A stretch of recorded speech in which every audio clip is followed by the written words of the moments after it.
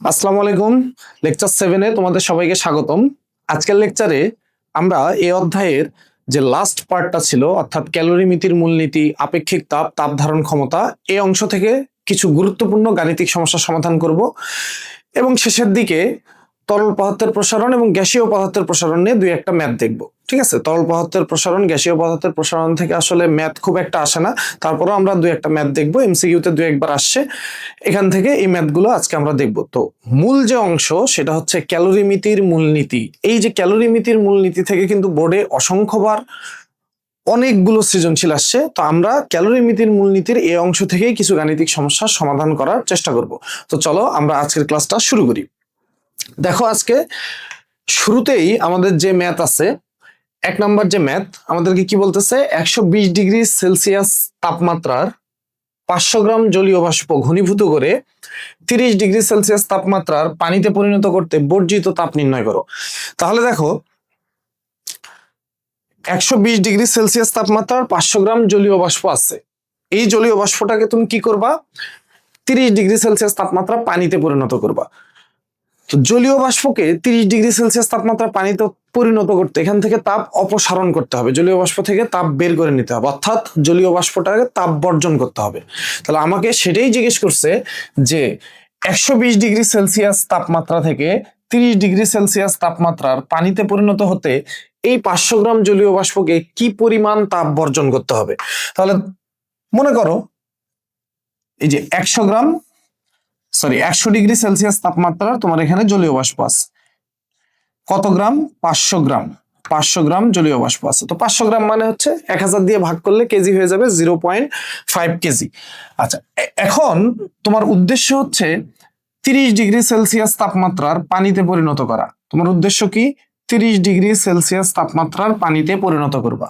তাহলে এইটা হচ্ছে আমাদের জলীয় বাষ্প, এইটা আমাদের জলীয় বাষ্প। আমরা এইটাকে কি করতে চাই, 30 ডিগ্রি সেলসিয়াস তাপমাত্রার পানিতে পরিণত করতে চাই। তাহলে 30 ডিগ্রি সেলসিয়াস তাপমাত্রার পানি করবই। তো দেখো, এখান থেকে তাপ বের করে নিতে হবে, অর্থাৎ এই জলীয় বাষ্পকে তাপ বর্জন করতে হবে। তো তাপ বর্জন করে এই জলীয় বাষ্প কি সরাসরি 30 ডিগ্রি সেলসিয়াস তাপমাত্রার পানি হতে পারবে না। দেখো, আমরা গত ক্লাসে এটা কিন্তু আলোচনা করছি, কোনো মাঝখানে কোনো স্টেপ বাদ দিয়ে কিন্তু আমরা সরাসরি 30 ডিগ্রি সেলসিয়াসে পানি করতে পারবো না। তো আমি তাপ অপসারণ শুরু করব, অর্থাৎ এই জলীয় বাষ্প তাপ বর্জন করবে। তাহলে জলীয় বাষ্প 100 ডিগ্রি সেলসিয়াসের জলীয় বাষ্প, এইটা তো দেখো পানির স্ফুটনাঙ্ক 100 ডিগ্রি সেলসিয়াস, তাই না? তাহলে আমি যখন রিভার্স প্রসেসে যাব, এখান থেকে যখন তাপ বের করে নিব, তাহলে প্রথমে এটা কি হবে, প্রথমে এটা 100 ডিগ্রি সেলসিয়াসের পানি হবে। এই যে 100 ডিগ্রি সেলসিয়াস তাপমাত্রার পানি হবে, এই যে 100 ডিগ্রি সেলসিয়াস তাপমাত্রার পানি হইল। তাহলে প্রথমে আমি যখন তাপ বর্জন করব, আমি যখন তাপ অপসারণ করব, এই জলীয় বাষ্প তাপ বর্জন করবে, তাপ বর্জন করে করে এটা 100 ডিগ্রি সেলসিয়াসের পানি হবে। তাহলে কি পরিমাণ তাপ বর্জন করলো এটাকে আমাকে ক্যালকুলেশন করতে হবে, Q1। এরপরে 100 ডিগ্রি সেলসিয়াস তাপমাত্রার পানি থেকে তুমি যখন আরো তাপ অপসারণ করে নিবা, আরো তাপ বের করে নিবা, এই 100 ডিগ্রি সেলসিয়াসের পানি যখন তাপ বর্জন করা শুরু করবে, এইটার তাপমাত্রা কিন্তু ধীরে ধীরে কমবে কমবে কমবে, কমতে কমতে এইটার তাপমাত্রা কিন্তু 30 ডিগ্রি সেলসিয়াসের পানিতে পরিণত হবে এইটা।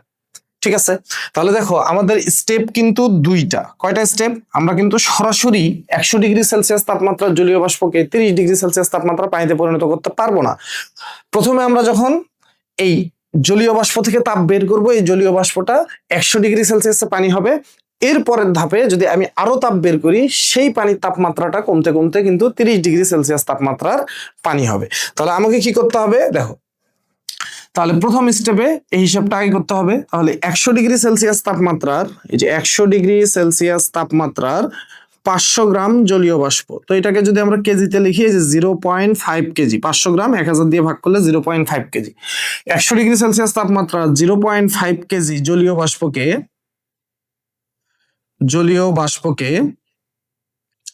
100 ডিগ্রি সেলসিয়াস তাপমাত্রার পানিতে পরিণত করতে, তাপমাত্রার পানিতে পরিণত করতে জলীয় বাষ্প কর্তৃক বর্জিত তাপ, তাহলে বর্জিত তাপ এইটা আমরা বের করবো, এই যে Q1 এইটা আমরা হিসাব করব। এখন এই যে Q1 যে হিসাব করবা, তাহলে দেখো তো এই স্টেপে তাপমাত্রার কি কোনো চেঞ্জ হয়েছে? তাপমাত্রার কোনো চেঞ্জ হয়েছে? এখানেও 100 ডিগ্রি সেলসিয়াস, এখানেও 100 ডিগ্রি সেলসিয়াস, তাপমাত্রা চেঞ্জ হয় নাই, শুধুমাত্র অবস্থার চেঞ্জ হয়েছে, অর্থাৎ জলীয় বাষ্প পানি হয়েছে। তাহলে অবশ্যই আমরা কি ইউজ করব? সুপ্ত তাপের সূত্র ইউজ করব। আমরা কি ইউজ করব? সুপ্ত তাপের সূত্র। তাহলে M L V, M L V, ঠিক আছে, এইটা আমরা ইউজ করব। আচ্ছা, এখন আমার জলীয় বাষ্পের পরিমাণ কত? 0.5 ভর, 0.5 কেজি। এলভির মান কত? এলভি হচ্ছে বাষ্পীভবনে আপেক্ষিক সুপ্ত তাপ, বা রিভার্স প্রসেসে তুমি যদি চিন্তা করো ঘনীভবনের আপেক্ষিক সুপ্ত তাপ। তাহলে এই যে পানির জন্য বাষ্পীভবনে আপেক্ষিক সুপ্ত তাপের মান কত, বা জলীয় বাষ্পের ঘনীভবনের যে আপেক্ষিক সুপ্ত তাপের মান কত? 22,68,000 জুল পার কেজি। তাহলে 22,68,000, এইটা হচ্ছে এলভি এর মান, এইটা হচ্ছে এলভি এর মান। তো এখানে দেখো, তুমি যদি গুণ করে দাও তাহলে কত আসে? 22,68,000। তাহলে এখান থেকে তুমি যেটা পাচ্ছ 11,34,000 জুল, 11,34,000 জুল। তাহলে 100 ডিগ্রি সেলসিয়াস তাপমাত্রার জলীয় বাষ্পকে 100 ডিগ্রি সেলসিয়াস তাপমাত্রার পানিতে পরিণত করতে 11,34,000 জুল তাপ বর্জন করতে হবে, অর্থাৎ এখান থেকে তাপ বের করে নিতে হবে। তো আমার উদ্দেশ্য কিন্তু এখনো সফল হয় নাই। আমার উদ্দেশ্য কি? 30 ডিগ্রি সেলসিয়াস তাপমাত্রার পানিতে পরিণত করা। আচ্ছা, এখন দেখো, প্রথম স্টেপের আমাদের কাজটা শেষ। এখন দ্বিতীয় স্টেপে আমরা কি করছি? দেখো, 100 ডিগ্রি সেলসিয়াস তাপমাত্রা পানি থেকে আরো তাপ বের করে নিছি, ফলে তাপমাত্রা কমতে কমতে কমতে কমতে এটা কি হয়েছে? 30 ডিগ্রি সেলসিয়াস তাপমাত্রা পানিতে পরিণত করছে, যেটা আমার উদ্দেশ্য ছিল। তাহলে এই স্টেপে দেখো তাপমাত্রার চেঞ্জ হয়েছে কিন্তু। তো তাপমাত্রা চেঞ্জ হইলে আমরা আপেক্ষিক তাপের যে সূত্র সেটা ইউজ করি। তাহলে এখানে আমরা দেখো লিখতে পারি যে 100 ডিগ্রি সেলসিয়াস তাপমাত্রার এখন পানি আছে আমাদের কাছে। 100 ডিগ্রি সেলসিয়াস তাপমাত্রার কতটুকু পানি? ওই 0.5 কেজি পানি, ঠিক আছে, 0.5 কেজি পানি। এখানে 500 গ্রাম জলীয় বাষ্পকে তুমি যখন পানিতে রূপান্তর করছো, এখানে কিন্তু 500 গ্রামই আছে, এখানেও কিন্তু সেই 500 গ্রামই আছে। তাহলে 100 ডিগ্রি সেলসিয়াস তাপমাত্রার 0.5 কেজি পানিকে 30 ডিগ্রি সেলসিয়াস তাপমাত্রার পরের স্টেপটা নিয়ে আমরা কাজ করতেছি। তাপমাত্রার পানিতে পরিণত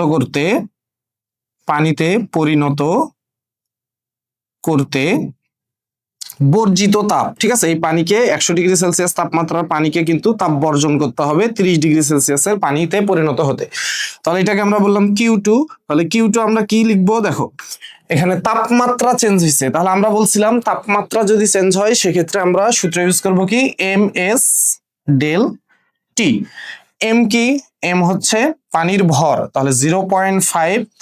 এস কি? কাকে নিয়ে কাজ করতেছো স্টেপে? পানিকে নিয়ে কাজ করতেছো, তাহলে পানির আপেক্ষিক তাপ 4200 joule per KG per kelvin. Del T তাপমাত্রার ডিফারেন্স। তাহলে দেখো, 100 থেকে কোথায় যাচ্ছ? 100 থেকে 30 ডিগ্রি সেলসিয়াস তাপমাত্রায় যাচ্ছ, তাহলে তোমার ডেল টি কত?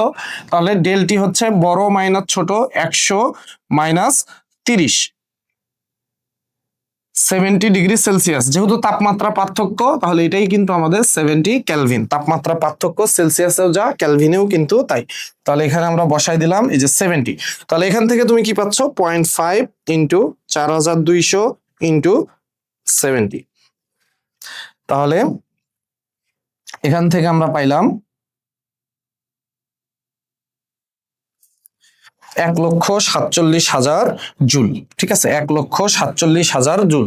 তাহলে 100 ডিগ্রি সেলসিয়াস তাপমাত্রার 500 গ্রাম পানিকে 30 ডিগ্রি সেলসিয়াস তাপমাত্রার পানিতে পরিণত হতে এই 1,47,000 জুল তাপ বর্জন করতে হবে। এখন আমার প্রশ্ন চাইছে হচ্ছে জলীয় বাষ্পকে 30 ডিগ্রি পানি করতে, তাহলে মোট কতটুকু তাপ বর্জন করতে হলো?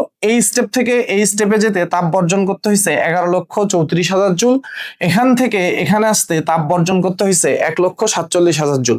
তাহলে আমি এখন বলতে পারি যে এই 100 ডিগ্রি সেলসিয়াস তাপমাত্রার 0.5 কেজি জলীয় বাষ্পকে 0.5 কেজি জলীয় বাষ্প 30 ডিগ্রি সেলসিয়াস তাপমাত্রার পানিতে পরিণত হতে মোট বর্জিত তাপমাত্রার পানিতে পরিণত হতে মোট বর্জিত তাপ কিউ সমান সমান কি হবে? কিউ সমান সমান Q1 প্লাস Q2। তাহলে Q1 এর ভ্যালু কত ছিল? Q1 এর ভ্যালু ছিল 11,34,000। আর কিউ2 এর ভ্যালু 1,47,000। তাহলে এখান থেকে আমরা পাইলাম 12,81,000 জুল। তাহলে এইটা হচ্ছে আমাদের উত্তর, এইটা হচ্ছে আমাদের উত্তর।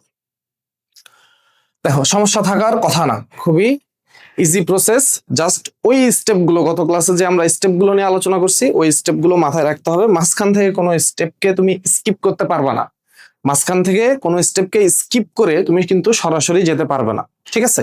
তাহলে ওই জিনিসগুলো মাথায় রাখতে হবে। চলো এরপরের ম্যাথ করি, দেখি এরপরের ম্যাথ 2 নাম্বার ম্যাথ আমাদের কি আছে। দেখো 2 নাম্বার ম্যাথ কি বলতেছে, -10 ডিগ্রি সেলসিয়াস তাপমাত্রা। তাহলে -10 ডিগ্রি সেলসিয়াস তাপমাত্রার 1 কেজি বরফ আছে। এই বরফকে কি করতেছো, 100 ডিগ্রি সেলসিয়াস তাপমাত্রার পানিতে পরিণত হতে কি পরিমাণ তাপ গ্রহণ করতে হবে। তাহলে -10 ডিগ্রি সেলসিয়াস তাপমাত্রা বরফ আছে, এই বরফকে তুমি 100 ডিগ্রি সেলসিয়াস তাপমাত্রা পানিতে পরিণত করবা, তাহলে তাপ দিতে হবে, অর্থাৎ ওই বরফকে তাপ গ্রহণ করতে হবে। তো তোমার কাছে এইটাই জানতে চাইছে যে এই বরফকে কতটুকু তাপ সরবরাহ করতে হবে বা কতটুকু তাপ এই বরফের প্রয়োজন এই 100 ডিগ্রি সেলসিয়াস তাপমাত্রা পানিতে পরিণত হতে। তাহলে 100 ডিগ্রি সেলসিয়াস তাপমাত্রার এই যে আমাদের বরফ, এটা ধরো আমাদের আইস বরফ 100 ডিগ্রি সেলসিয়াস তাপমাত্রা কতটুকু আছে, 1 কেজি, এর পরিমাণটা হচ্ছে 1 কেজি। এখন এই বরফটাকে তুমি কি করবা, এই বরফটাকে 100 ডিগ্রি সেলসিয়াস তাপমাত্রা পানি করতে হবে। তাহলে তোমার উদ্দেশ্য হচ্ছে 100 ডিগ্রি সেলসিয়াস তাপমাত্রার পানি করা। তোমার উদ্দেশ্য কি, 100 ডিগ্রি সেলসিয়াস তাপমাত্রার পানি পানি করতে হবে। তো পানির পরিমাণটাও কিন্তু ওই 1 কেজি থাকবে, 1 কেজি বরফ থেকে 1 কেজি পানিই হবে। আচ্ছা এখন দেখো এই যে 100 ডিগ্রি সেলসিয়াস তাপমাত্রা বরফ না, -10 ডিগ্রি সেলসিয়াস তাপমাত্রা বরফ। তাহলে এই -10 ডিগ্রি সেলসিয়াস তাপমাত্রা বরফকে তুমি যে 100 ডিগ্রি সেলসিয়াস তাপমাত্রা পানিতে পরিণত করবা, এটা কি সরাসরি হবে, এই ঘটনাটা কি সরাসরি ঘটবে না। তাহলে কি করতে হবে, প্রথমে দেখো এই এখান থেকে যখন তুমি একে তাপ দিবা, এই বরফটাকে যখন তাপ দিচ্ছ, ধরো Q1 পরিমাণ তাপ দিচ্ছ, তাহলে বরফটার তাপমাত্রা বাড়বে, -9, -8, -7, এইভাবে তাপমাত্রাটা কোথায় যাবে, একটা নির্দিষ্ট তাপমাত্রায় গিয়ে পৌঁছাবে। সেই নির্দিষ্ট তাপমাত্রাটা কত, এই বরফের গলনাঙ্ক, এই বরফের যে গলনাঙ্ক আছে, অর্থাৎ 0 ডিগ্রি সেলসিয়াস। তাহলে 0 ডিগ্রি সেলসিয়াসে গিয়ে পৌঁছাইলো, 0 ডিগ্রি সেলসিয়াসে গিয়ে পৌঁছাইলো। ভর কতটুকু আছে, ভর কিন্তু ওই 1 কেজি আছে।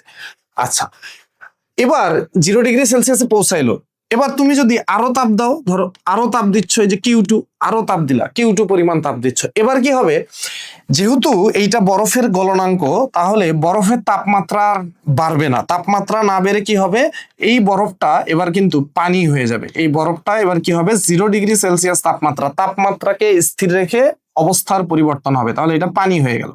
কতটুকু পানি হবে, এই 1 কেজি পরিমাণ পানি কিনতে হবে। এবার এই পানিকে তুমি যদি আরো তাপ দাও, Q3 পরিমাণ ধরো তাপ দিলাম, এবার এই পানির তাপমাত্রা বৃদ্ধি পেয়ে 100 ডিগ্রি সেলসিয়াস তাপমাত্রার পানি হবে, 100 ডিগ্রি সেলসিয়াস তাপমাত্রা পানি হবে। তাহলে দেখো আমার স্টেপগুলো ঠিক আছে না, স্টেপগুলো ঠিক আছে, মাঝখান থেকে কোনো একটা স্টেপকে কিন্তু স্কিপ করি নাই।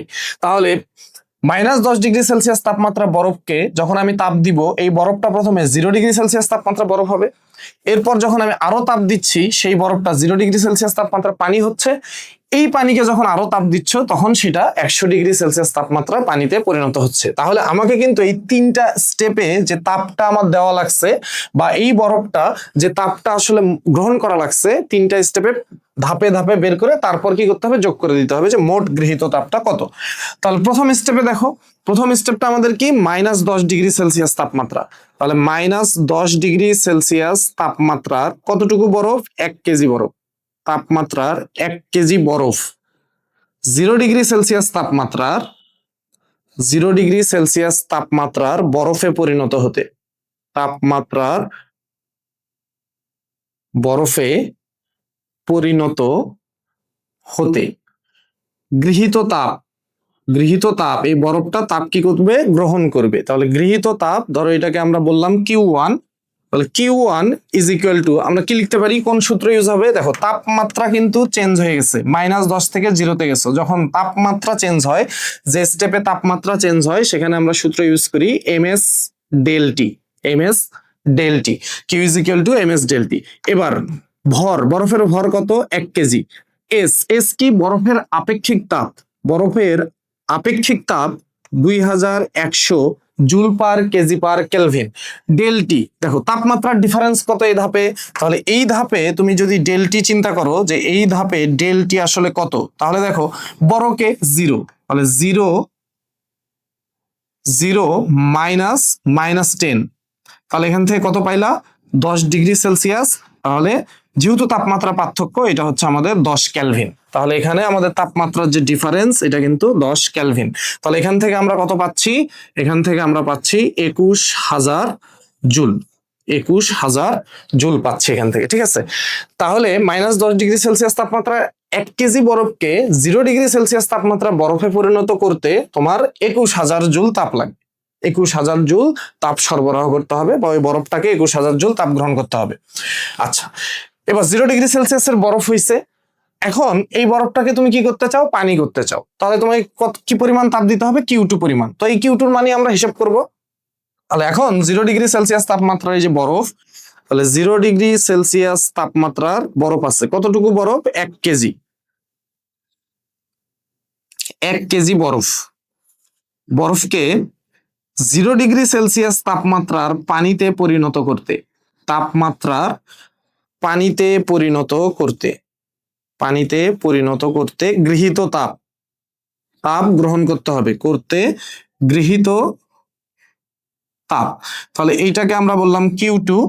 তাহলে Q2 কত হবে, Q2 দেখো এখন কি তাপমাত্রা চেঞ্জ হচ্ছে এই ধাপে, এই ধাপে কি তাপমাত্রা চেঞ্জ হয়েছে বলতো, এখানে কি তাপমাত্রা চেঞ্জ হয়েছে না, 0 ডিগ্রি সেলসিয়াস থেকে 0 ডিগ্রি সেলসিয়াস, শুধু অবস্থার চেঞ্জ হয়েছে, বরফ কি হয়েছে, পানি হয়েছে। তাহলে এই ক্ষেত্রে আমরা কোন সূত্র ইউজ করি এই ধাপে, সুপ্ত তাপের সূত্র MLF, যেহেতু এখানে বরফ গলতেছে তাহলে গলনের যে সুপ্ত তাপের সূত্র সেটা ইউজ করতেছি আমরা। তাহলে M এর মান কত, 1 কেজি, LF বরফ গলনের আপেক্ষিক সুপ্ততাপ কত, বরফ গলনের আপেক্ষিক যে সুপ্ততাপ 3,36,000, 3,36,000, তাহলে গুণ করলে আমরা কিন্তু 3,36,000 জুল এখানে পাচ্ছি, ঠিক আছে। তাহলে দ্বিতীয় ধাপে অর্থাৎ এই বরফটাকে পানি করতে আমার তাপ লাগলো কত, 3,36,000 জুল।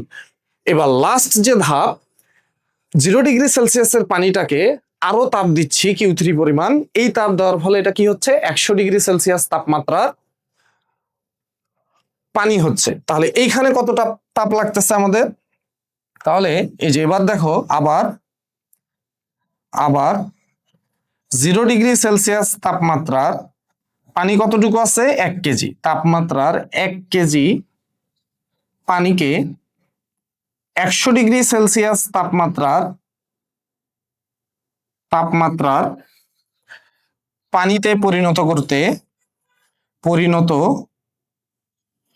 করতে বা পানিতে পরিণত হতে গৃহীত তাপটা হবে, তাহলে এটাকে আমরা বললাম Q3, এটাকে আমরা কি বললাম, Q3, এই তাপটা হচ্ছে আমার Q3। এখন দেখো তো এই ধাপে তাপমাত্রা চেঞ্জ হয়েছে না, 0 থেকে 100 ডিগ্রি সেলসিয়াস, তাহলে তাপমাত্রার পরিবর্তন হয়েছে কতটুকু, এই যে এই ধাপে ডেলটি 100 -0, তাহলে 100 ডিগ্রি সেলসিয়াস, যেহেতু তাপমাত্রা পার্থক্য সেলসিয়াসেও যা ক্যালভিনেও কিন্তু তাই। তাহলে এখান থেকে দেখো আমার সূত্র হবে, যেহেতু তাপমাত্রা চেঞ্জ হয়েছে MS ডেলটি, ভালো করে মনোযোগ দাও, তাহলে ভর হচ্ছে 1 কেজি, এস এই ধাপে কাকে নিয়ে কাজ করতেছো, পানিকে নিয়ে কাজ করতেছো, তাহলে এস হচ্ছে পানির আপেক্ষিক তাপ 4200, ডেলটি এই ধাপে কত, তাপমাত্রার পার্থক্য 100 কেলভিন। তাহলে এখান থেকে তুমি ক্যালকুলেশন করলে কত পাবা, 4,20,000 জুল, 4,20,000 জুল, অর্থাৎ এই ধাপে তোমাকে তাপ সরবরাহ করতে হবে 4,20,000 জুল। তাহলে মোট গৃহীত তাপ কত হবে, অর্থাৎ এই -10 ডিগ্রি সেলসিয়াস তাপমাত্রার বরফটাকে 100 ডিগ্রি সেলসিয়াস তাপমাত্রার যে পানিতে পরিণত করলা, মোট গৃহীত তাপটা কত, তাহলে মোট, সুতরাং এই যে মোট গৃহীত তাপ, মোট যে গৃহীত তাপ, এই মোট গৃহীত তাপ Q ইজ ইকুয়াল টু কত, Q1 plus Q2 plus Q3। তাহলে এখান থেকে আমরা যদি ক্যালকুলেশন করি, দেখো Q1 ছিল 21,000 প্লাস 3,36,000, 3,36,000 প্লাস 4,20,000, 4,20,000,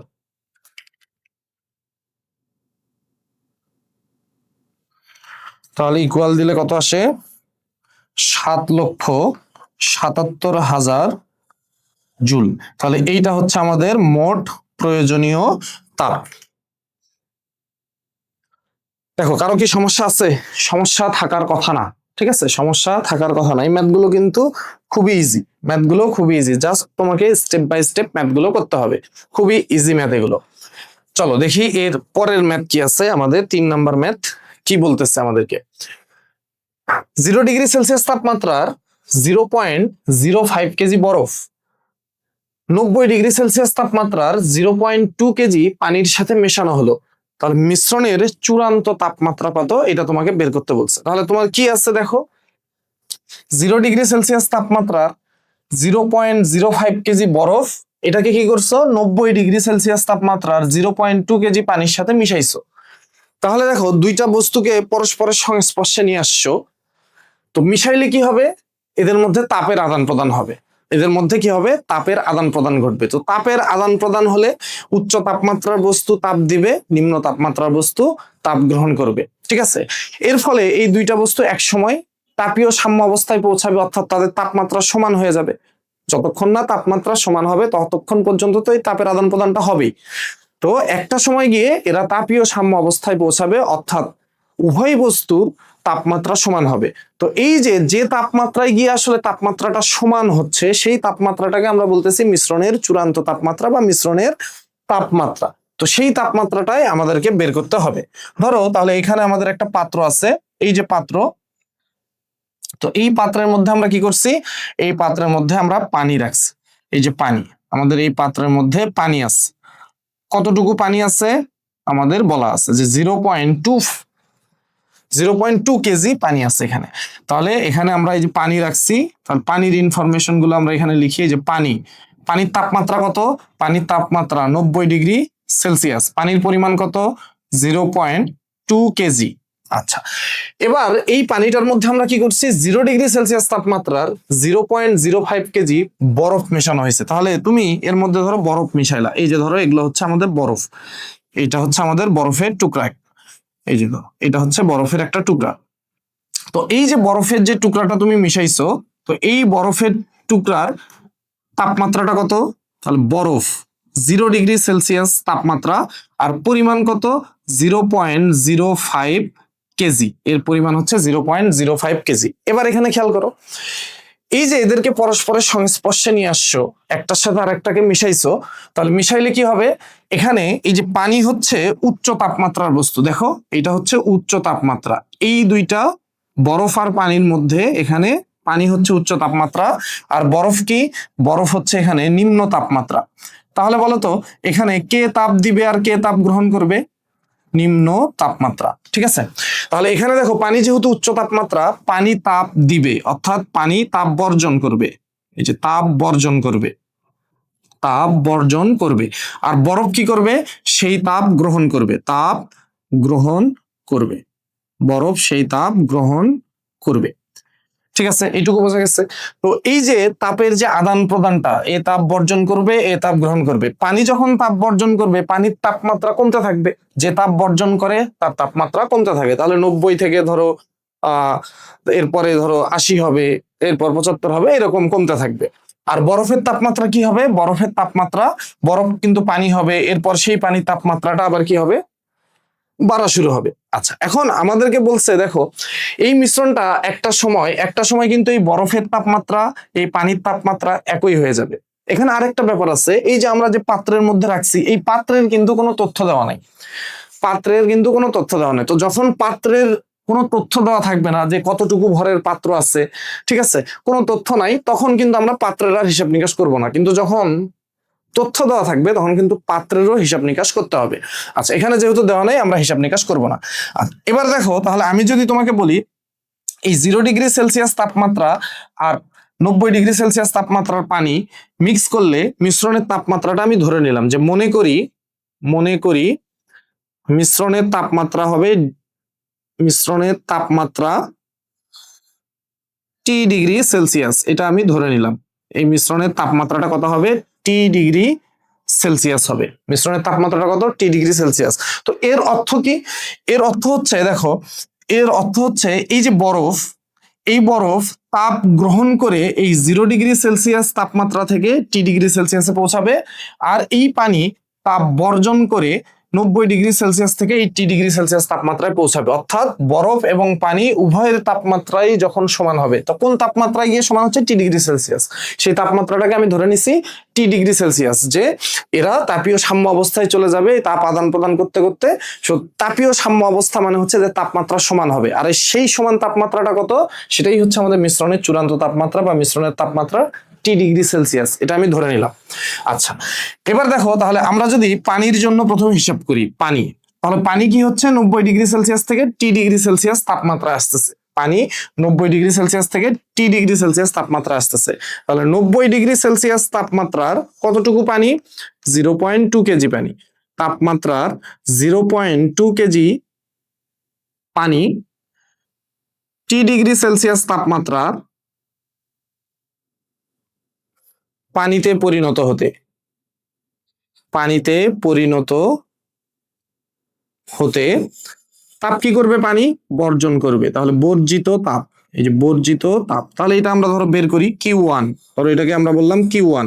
তাহলে দেখো তো তাপমাত্রা চেঞ্জ হচ্ছে না পানির, হ্যাঁ 90 ডিগ্রি সেলসিয়াস তাপমাত্রা থেকে T ডিগ্রি সেলসিয়াস আসতেছে, কিভাবে আসতেছে, তাপ বর্জন করে, তাপ বর্জন করে। তাহলে বলো তো 90 বড় নাকি টি বড়, 90 ডিগ্রি সেলসিয়াস বড় নাকি T ডিগ্রি সেলসিয়াস বড়? অবশ্যই 90 ডিগ্রি সেলসিয়াস বড় হবে, কারণ পানি কি করতেছে, তাপ বর্জন করতেছে, তাহলে তাপমাত্রাটা কমবে।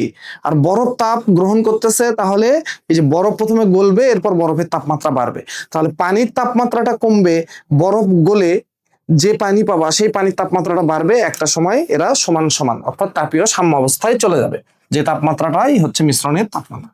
তাহলে যেহেতু তাপমাত্রা চেঞ্জ হয়েছে, আমরা সূত্র ইউজ করব MS ডেল টি। এম এর পরিমাণ কত, এম হচ্ছে দেখো 0.2, এই যে 0.2, কাকে নিয়ে কাজ করতেছো, পানি, তাহলে পানির আপেক্ষিক তাপ 4200, ডেলটি কত, তাহলে ডেলটি হচ্ছে দেখো 90 মাইনাস টি। কেন 90 মাইনাস টি, 90 বড়, 90 বড়, তাপ বর্জন করলে তাপমাত্রা কমে, তাহলে তাপ বর্জন করে টিতে যাচ্ছে, তার মানে 90 থেকে টিতে যাচ্ছে, 90 বড় টি ছোট, তাপ বর্জন করে যাইতেছে, তাহলে আমরা লিখতে পারি এই যে 90 মাইনাস টি। তাহলে যেহেতু তাপমাত্রা পার্থক্য সেলসিয়াসেও যায়, এটা কিন্তু ক্যালভিনেও তাই। তো দেখো এখান থেকে তুমি চাইলে এখানে হিসাব নিকাশ করতে পারো, অথবা চাইলে একদম পরে গিয়ে তুমি হিসাব নিকাশ করতে পারো। তাহলে এখান থেকে যদি আমরা দেখো হিসাব করি, এখানে একটু 0.2 ইন্টু 4200 ইন্টু হচ্ছে 90, তাহলে আমরা এখানে পাবো 75600 মাইনাস 0.2 ইন্টু 4200, তাহলে এইটা পাইলাম 840 টি। এই যে এই অংশটুকুর সাথে একবার 90 গুণ হলো, এই অংশটুকুর সাথে একবার টি গুণ হলো, তাহলে আমরা এখানে যেটা পাইলাম এই যে এত জুল, এত জুল, এখানে টি আছে, টি এর ভ্যালু কিন্তু আমরা জানি না। তাহলে 90 ডিগ্রি সেলসিয়াস তাপমাত্রা পানি T ডিগ্রি সেলসিয়াস তাপমাত্রা পানিতে পরিণত হতে এত জুল তাপ বর্জন করে। এবার আসো বরফের ক্ষেত্রে, তো বরফও T ডিগ্রি সেলসিয়াস তাপমাত্রায় যাবে। এখন বরফ যে T ডিগ্রি সেলসিয়াস তাপমাত্রায় যাবে, বরফ কি সরাসরি T ডিগ্রি সেলসিয়াস তাপমাত্রায় যাবে না, বরফ আগে গলবে। বরফ দেখো 0 ডিগ্রি সেলসিয়াসে বরফ আছে, তাহলে এখানে এই বরফটা যখন তাপ গ্রহণ করবে, তাহলে প্রথমে কি তার তাপমাত্রা বাড়বে না, আগে 0 ডিগ্রি, আগে এটা বরফের গলনাঙ্ক, আগে বরফটা গলবে, সম্পূর্ণ বরফটা গলে আগে পানিতে পরিণত হবে, এরপর ওই পানির তাপমাত্রা বৃদ্ধি পাবে। এবার তাহলে আমরা যদি বরফের জন্য লিখি যে আবার আবার তাহলে 0 ডিগ্রি সেলসিয়াস তাপমাত্রার, এই যে 0 ডিগ্রি সেলসিয়াস তাপমাত্রার কত কেজি বরফ, 0.05 কেজি বরফ। প্রথমেই কি হবে, প্রথমে 0 ডিগ্রি সেলসিয়াস তাপমাত্রার পানিতে পরিণত হবে, প্রথমে বরফটা গলবে, তাপমাত্রার পানিতে পরিণত হতে, পরিণত হতে বরফ কি করতেছে, তাপ গ্রহণ করতেছে, গৃহীত তাপ, এই মিশ্রণে বরফ তাপ গ্রহণ করতেছে, তাহলে গৃহীত তাপ Q2, এটাকে আমরা বললাম Q2। তাহলে Q2 সমান সমান দেখো তো এই স্টেপে কি তাপমাত্রা চেঞ্জ হচ্ছে, 0 ডিগ্রি সেলসিয়াস তাপমাত্রার বরফ 0 ডিগ্রি সেলসিয়াস তাপমাত্রা পানিতে পরিণত হচ্ছে, অর্থাৎ বরফটা গলতেছে, গলন প্রক্রিয়া, গলন প্রক্রিয়ায় কি তাপমাত্রা চেঞ্জ হয় না, তাহলে আমরা সুপ্ত তাপের সূত্র ইউজ করব MLF। বরফের ভর কত, 0.05, বরফ গলনের আপেক্ষিক সুপ্ত তাপের মান কত, 3,36,000। তাহলে এখান থেকে যদি তুমি গুণ করো 3,36,000 ইন্টু 0.05, তাহলে তুমি পাইলা 16,800 জুল, 16,800 জুল। তাহলে বরফ গলে পানি হইল 16,800 জুল তাপমাত্রা দিয়ে, বরফ গলে কি তাপ দিয়ে বরফ গলে পানি হইল। এখন এই যে 0°C তাপমাত্রা যে পানি হইল, এই পানিটার তাপমাত্রা কোথায় গিয়ে পৌঁছাবে? T°C।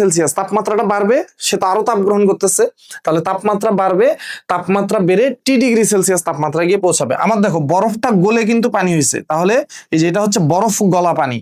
বরফ গলা পানি কতটুকু? 0.05 কেজি। দেখো আলাদা যে পানিটা ছিল সেই পানির হিসাব কিন্তু আমরা করে ফেলছি। এখন যে হিসাবটা আছে সেটা হচ্ছে বরফ গলা পানি। এই যে বরফটা গলে গেল, তাহলে বরফ গলে তো পানি হয়েছে, এই পানিটুকুর তাপমাত্রা এখন বাড়তে থাকবে। তাহলে আমরা এখানে লিখতে পারি 0°C তাপমাত্রার 0.05 কেজি বরফ গলা পানির তাপমাত্রা, বরফ গলা পানি T°C তাপমাত্রার পানিতে পরিণত হবে। T°C তাপমাত্রার পানিতে পরিণত হতে বলতো তাপ গ্রহণ করবে না বর্জন করবে? গৃহীত তাপ, গৃহীত তাপ। ঠিক আছে, গৃহীত তাপ। এই পানিটা বরফ গলে 0°C যে পানি হলো, এই পানিটা কিন্তু তাপ গ্রহণ করতেছে এই যে উচ্চ তাপমাত্রার পানিটা থেকে। তাহলে গৃহীত তাপ, এটাকে আমরা বললাম Q3। এটাকে কি বললাম? Q3।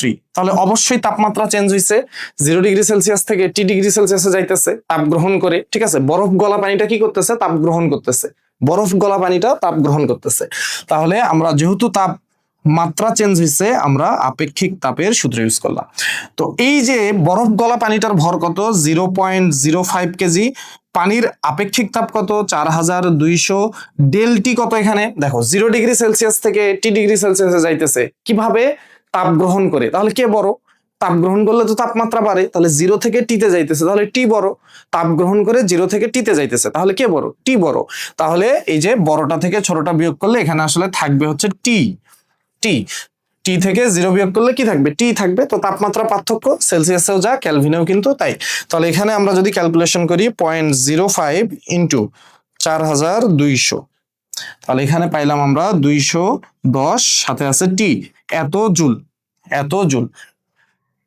ঠিক আছে, এইটুকু কি ক্লিয়ার? তাহলে আমাদের দেখো এই যে পানিটা ছিল উচ্চ তাপমাত্রা পানি, সেই পানিকে T°C নিয়ে যেতে কতটুকু তাপ বর্জন করা লাগবে সেটা আমরা বের করছি। আমার যে এখানে আমি যে বরফটা রাখছিলাম, বরফটা যে মিশাইছিলাম এই পানির সাথে, সেই বরফটা গলে T°C তাপমাত্রার পানি হতে বা T°C তাপমাত্রায় পৌঁছাইতে যে তাপগুলো গ্রহণ করা লাগবে দুইটা স্টেপে, সেই তাপ আমরা বের করছি। এখন ক্যালোরিমিতির মূলনীতি অনুসারে আমরা কি জানি? ক্যালোরিমিতির মূলনীতি অনুসারে আমরা জানি গৃহীত তাপ সমান সমান বর্জিত তাপ। তাহলে আমরা এখান থেকে দেখো এটা কিন্তু হিসাব করতে পারি যে ক্যালোরিমিতির মূলনীতি অনুসারে, ক্যালোরিমিতির মূলনীতি অনুসারে, মূলনীতি অনুসারে মোট গৃহীত তাপ ইজ ইকুয়াল টু কি? মোট বর্জিত তাপ, মোট বর্জিত তাপ। তাহলে এখানে আমাদের দেখো গৃহীত তাপ কোনটা? এই যে বরফ তাপ গ্রহণ করতেছে, তাহলে Q2 হচ্ছে আমার গৃহীত তাপ। আবার বরফ গলা পানিটাও কি তাপ গ্রহণ করে T°C যাইতেছে, তাহলে এই দুইটা Q2 আর Q3 হচ্ছে আমার গৃহীত তাপ। বর্জিত তাপ কোনটা? Q1 হচ্ছে আমার বর্জিত তাপ। তাহলে আমি এখানে লিখবো যে মোট গৃহীত তাপ Q2 প্লাস Q3 আর মোট বর্জিত তাপ Q1। Q2 এর ভ্যালু কত ছিল? দেখো Q2 ছিল 16,800, Q3 কত? 210 টি। তাহলে 16,800 এটা ছিল হচ্ছে Q2 আর Q3 ছিল 210, সাথে গুণ আছে টি। Q1 কত ছিল? Q1 আমাদের ছিল দেখো এখানে 75,600 মাইনাস 840,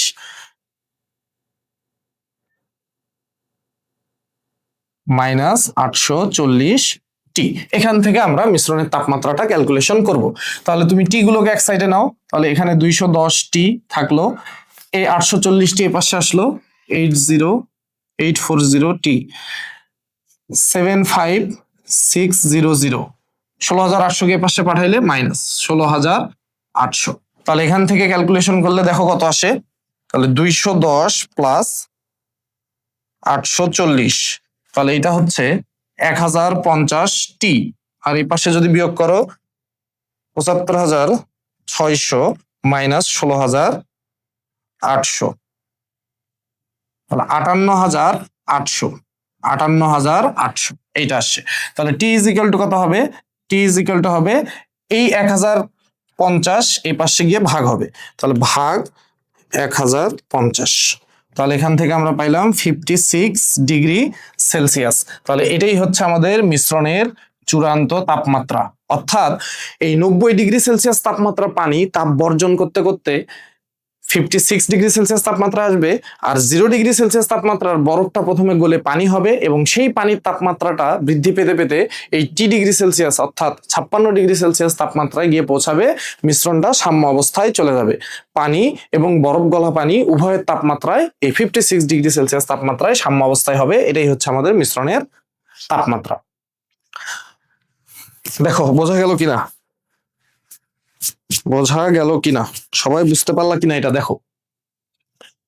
ঠিক আছে, খুবই সহজ ম্যাথ, একটু ভাবনা চিন্তা করে, কোনো স্টেপ যাতে মিস না হয়, ক্যালকুলেশনে যাতে কোথাও ভুল না হয়, এই জিনিসগুলো খেয়াল রেখে ম্যাথগুলো করলেই ম্যাথগুলো কিন্তু খুবই ইজি। চলো এর পরের ম্যাথ দেখি যে এর পরের ম্যাথ আমাদের কি বলতেছে। দেখো 4 নাম্বার ম্যাথ আমাদেরকে কি বলতেছে, 80 ডিগ্রি সেলসিয়াস তাপমাত্রার 500 গ্রাম পানি 1 কেজি ভর বিশিষ্ট তামার পাত্রে রাখা আছে। এবার দেখো, এবার কিন্তু পাত্রের ইনফরমেশন দেওয়া আছে। আগের ম্যাথটায় পাত্র সম্পর্কে কোনো তথ্য ছিল না, তো এবার পাত্রের তথ্য দেওয়া আছে। পাত্রের তথ্য দেওয়া থাকলে পাত্রেরও কিন্তু হিসাব নিকাশ করতে হবে। এখন বলতেছে এই পাত্রে 30 ডিগ্রি সেলসিয়াস তাপমাত্রার 250 গ্রাম পানি মিশ্রিত করা হলো। ওকে, মিশ্রণের তাপমাত্রা নির্ণয় করো। তাহলে দেখো তো কি বলতেছে আমাদেরকে, একটা তামার পাত্র, একটা তামার পাত্র আছে, এই হচ্ছে মনে করো তামার পাত্র। এই তামার পাত্রের মধ্যে কি আছে, 80 ডিগ্রি সেলসিয়াস তাপমাত্রার 500 গ্রাম পানি আছে। তাহলে এই ধরো আমাদের পানি,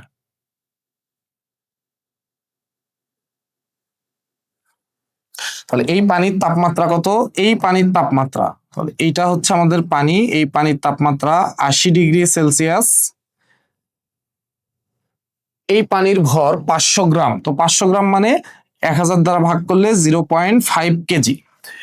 এখন এই যে পাত্রের যে ইনফরমেশন দেওয়া, এই পাত্রটা হচ্ছে তামা, পাত্রটা তামা, তো এর ভর কত, এর ভর 1 কেজি, এই পাত্রের ভর হচ্ছে 1 কেজি। এখন দেখো আমি যদি তোমাকে বলি এই পাত্রের তাপমাত্রা কত বলো তো, এই পাত্রটা তাপমাত্রা কত, পাত্রের কিন্তু তাপমাত্রার কথা বলা নাই, বলা আছে না, শুধু বলছে এই পাত্রের মধ্যে 80 ডিগ্রি সেলসিয়াস তাপমাত্রার পানি রাখা আছে।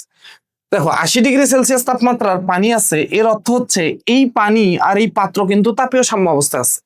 তুমি যদি একটা পাত্রের মধ্যে গরম পানি রাখো, তাহলে সেই পাত্রটাও কি ওই গরম পানি থেকে তাপ নিয়ে পানির সাথে সাম্য অবস্থায় থাকবে। অথবা তুমি যদি ঠান্ডা পানি রাখো, তাহলে সেই পাত্রটা কি হবে, ওই ঠান্ডা পানিকে তাপ দিয়ে ওই পাত্রের সাথে কিন্তু একটা সাম্য অবস্থায় থাকবে। তাহলে এই পাত্র আর এই যে পাত্রের মধ্যে যে পানি, এরা কিন্তু তাপীয় সাম্য অবস্থায় আছে, পরস্পরের সংস্পর্শে আসে, না হলে তো এদের মধ্যে তাপের আদান প্রদান ঘটতো। তাহলে এরা কিন্তু পরস্পরের তাপীয় সাম্য অবস্থায় আছে, অর্থাৎ এই যে তামার পাত্র, এর তাপমাত্রাটাও কিন্তু 80 ডিগ্রি সেলসিয়াস, এর তাপমাত্রাটা কত, 80 ডিগ্রি সেলসিয়াস। এবার তামার পাত্রের ভর কত, 1 কেজি বলা আছে, তামার পাত্রের ভর বলা আছে 1 কেজি। ঠিক আছে, এবার তুমি কি করছো, এই পাত্রে 30 ডিগ্রি সেলসিয়াস তাপমাত্রার 250 গ্রাম পানি মিক্স করছো। তাহলে এর মধ্যে তুমি আবার নতুন করে পানি মিক্স করছো, ধরো এই যে পানি, নতুন করে পানি মিক্স করলো এর মধ্যে। ঠিক আছে, এই যে পানি মিক্স করছো, তাহলে এই যে পানি, এটাকে ধরো আমরা বললাম এটা হচ্ছে নরমাল পানি, 30 ডিগ্রি সেলসিয়াস তাপমাত্রা, ধরো নরমাল পানি মিক্স করছো, এই যে নরমাল পানি, এই নরমাল পানির তাপমাত্রাটা কত, 30 ডিগ্রি সেলসিয়াস, ভর কত, 250 গ্রাম, তাহলে 1000 দ্বারা ভাগ করো যদি, তাহলে সেটা কত হবে, 0.25 কেজি, 0.25 কেজি। এইটা তুমি এর মধ্যে ঢালছো, মিক্স করছো। তাহলে মিক্স করলে এখন কি হবে দেখো তো, এইখানে এই যে পানিটা আছে, এই পানিটা হচ্ছে উচ্চ তাপমাত্রা, পানি এবং তামা দেখো উভয়ে কিন্তু তাপীয় সাম্য অবস্থা আছে। তাহলে এই পানি থেকে এই নর্মাল পানিটা কি করবে, তাপ গ্রহণ করবে, তাহলে এটা হচ্ছে নিম্ন তাপমাত্রা। আবার তামা থেকেও কি করবে, মানে তামার পাত্র থেকেও কি করবে, তাপ কিন্তু গ্রহণ করবে, তাপ গ্রহণ করবে। তাহলে এই দুইটা কিন্তু এখানে আমাদের উচ্চ তাপমাত্রা, এরা তাপ দিবে, কাকে তাপ দিবে, এই নর্মাল যে পানিটাকে মিক্স করলাম তাকে তাপ দিবে, উচ্চ তাপমাত্রা, ঠিক আছে। তাহলে এই দুইজন এখানে তাপ বর্জন করবে, এই দুইজন এখানে কি করবে, তাপ বর্জন করবে। আমাদের যে পানি এবং পাত্র এরা তাপ বর্জন করবে, আর এ কি করবে, নর্মাল পানি পরে যেটা মিক্স করলাম এ কিন্তু তাপ গ্রহণ করবে, কারণ নিম্ন তাপমাত্রা, তাপ গ্রহণ করবে, ঠিক আছে। আচ্ছা, এবার তোমাকে বলছে মিশ্রণের তাপমাত্রা নির্ণয় করো। একদম আগের ম্যাথটা, জাস্ট এখানে একটা তথ্য দেওয়া আছে, শুধু হচ্ছে পাত্র, পাত্রের ইনফরমেশনটা দেওয়া আছে, এই জন্য তোমাকে এবার পাত্রের হিসাব নিকাশটাও করতে হবে। তাহলে দেখো, আমি যদি মিশ্রণের তাপমাত্রাটা প্রথমে ধরে নেই, যে মনে করি মিশ্রণের তাপমাত্রা টি°C, মনে করি মিশ্রণের তাপমাত্রা টি°C, এটা আমি ধরে নিলাম। তাহলে মিশ্রণের তাপমাত্রা টি°C মানে কি, এই যে এখানে যে তাপের আদান প্রদানটা ঘটবে, ঘটার পর এরা সবাই তাপীয় সাম্য অবস্থায় চলে যাবে, একটা তাপমাত্রা গিয়ে তাপের আদান প্রদানটা বন্ধ হয়ে যাবে, সেই তাপমাত্রাটা হচ্ছে টি°C। এর অর্থ আমরা এটা বলতে পারি, এই নর্মাল পানি তাপ গ্রহণ করে করে কোথায় যাবে, টি°C যাবে। এই তামার পাত্র তাপ বর্জন করে কোথায় যাবে, টি°C যাবে। এই যে পানি, এই পানি তাপ বর্জন করে কোথায় যাবে, টি°C গিয়ে পৌঁছাবে। মানে এখানে যারা আছে সবার তাপমাত্রা এই টি°C হবে। এখন এই টি°C হতে এদেরকে কত তাপ বর্জন করা লাগবে এটা আমরা হিসাব করব। এই টি°C হতে এই পানিকে কত তাপ গ্রহণ করতে হবে সেটা আমরা বের করব। তাহলে আমরা প্রথমে ধরো এই নর্মাল পানির হিসাবটাই করি। তাহলে এই যে নর্মাল পানি 30°C তাপমাত্রার যে পানি, তাহলে 30°C তাপমাত্রার কতটুকু পানি, 0.25 কেজি পানিকে বা পানি টি°C তাপমাত্রার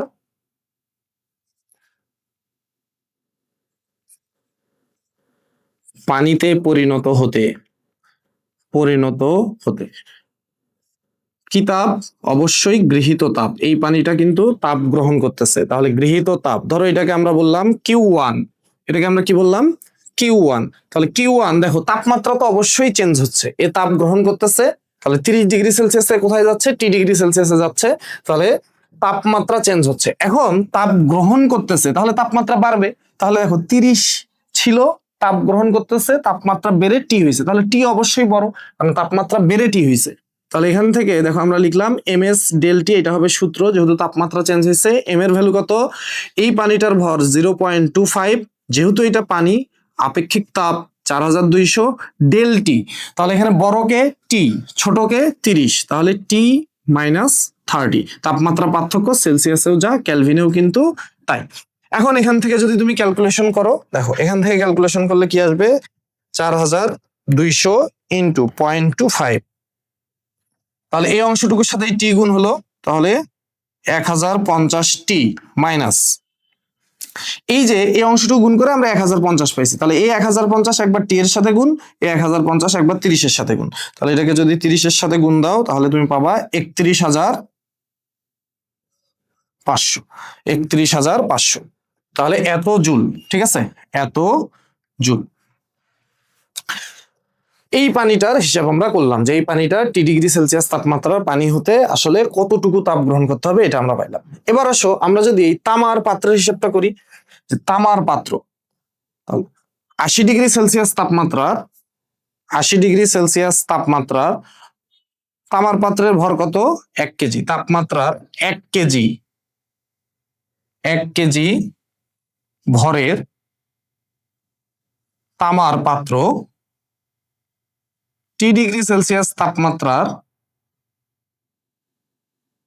তাপমাত্রায় পরিণত হতে এই তামার পাত্র এখানে কি করতেছে, তাপ বর্জন করতেছে, বর্জিত তাপ। তাহলে এটাকে আমরা ধরো Q2 বললাম। তাহলে তামার পাত্রেরও কিন্তু তাপমাত্রা চেঞ্জ হচ্ছে, তামার পাত্রেরও কি হচ্ছে, তাপমাত্রা চেঞ্জ হচ্ছে। 80°C থেকে কোথায় যাচ্ছে, T°C। কিন্তু কিভাবে যাচ্ছে, তাপ বর্জন করে। তাপ বর্জন করলে তাপমাত্রা কি হয়, কমে। তাহলে তামার পাত্রের তাপমাত্রা কমতে কমতে কমতে কমতে কোথায় গিয়ে পৌঁছাচ্ছে, T°C। তার মানে এখানে টি এবার ছোট, তামার পাত্রের ক্ষেত্রে টি ছোট। তাহলে যেহেতু তাপমাত্রা চেঞ্জ হয়েছে, সূত্র ms del T। এম এর ভ্যালু কত, তামার ভর হচ্ছে 1 কেজি, তামার আপেক্ষিক তাপ 400 joule per KG per kelvin, গত ক্লাসে আমরা আলোচনা করছি। তাহলে 400 ডেল টি, কে বড়, এবার 80 কিন্তু বড়, টি এবার ছোট। তাহলে আমরা লিখলাম এই যে 8T মাইনাস টি। এবার এখানে যদি তুমি ক্যালকুলেশন করো, দেখো এই 400 দিয়ে একের সাথে 400 গুণ করলে 400, এই 400 দিয়ে 80 কে যদি গুণ করো তাহলে 32,000। আর এই 400 দিয়ে টি কে যদি গুণ করো তাহলে 400 টি। তাহলে এত জুল।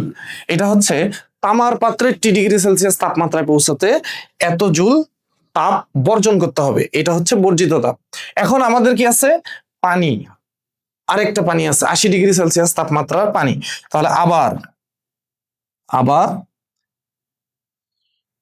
80°C তাপমাত্রার 80°C তাপমাত্রার কতটুকু পানি, 0.5 কেজি পানি T°C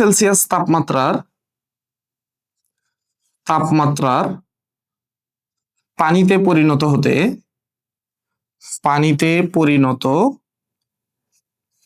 হতে কি করবে এই পানিও কিন্তু তাপ বর্জন করতেছে। তাহলে বর্জিত তাপ। তাহলে এখান থেকে আমরা কি পাবো, এটাকে ধরো Q3 বললাম, এখানেও কিন্তু তাপমাত্রা চেঞ্জ হচ্ছে, তাপমাত্রা চেঞ্জ হচ্ছে না, হ্যাঁ। 80 থেকে কোথায় যাচ্ছে, টিতে। কিভাবে যাচ্ছে, তাপ বর্জন করে।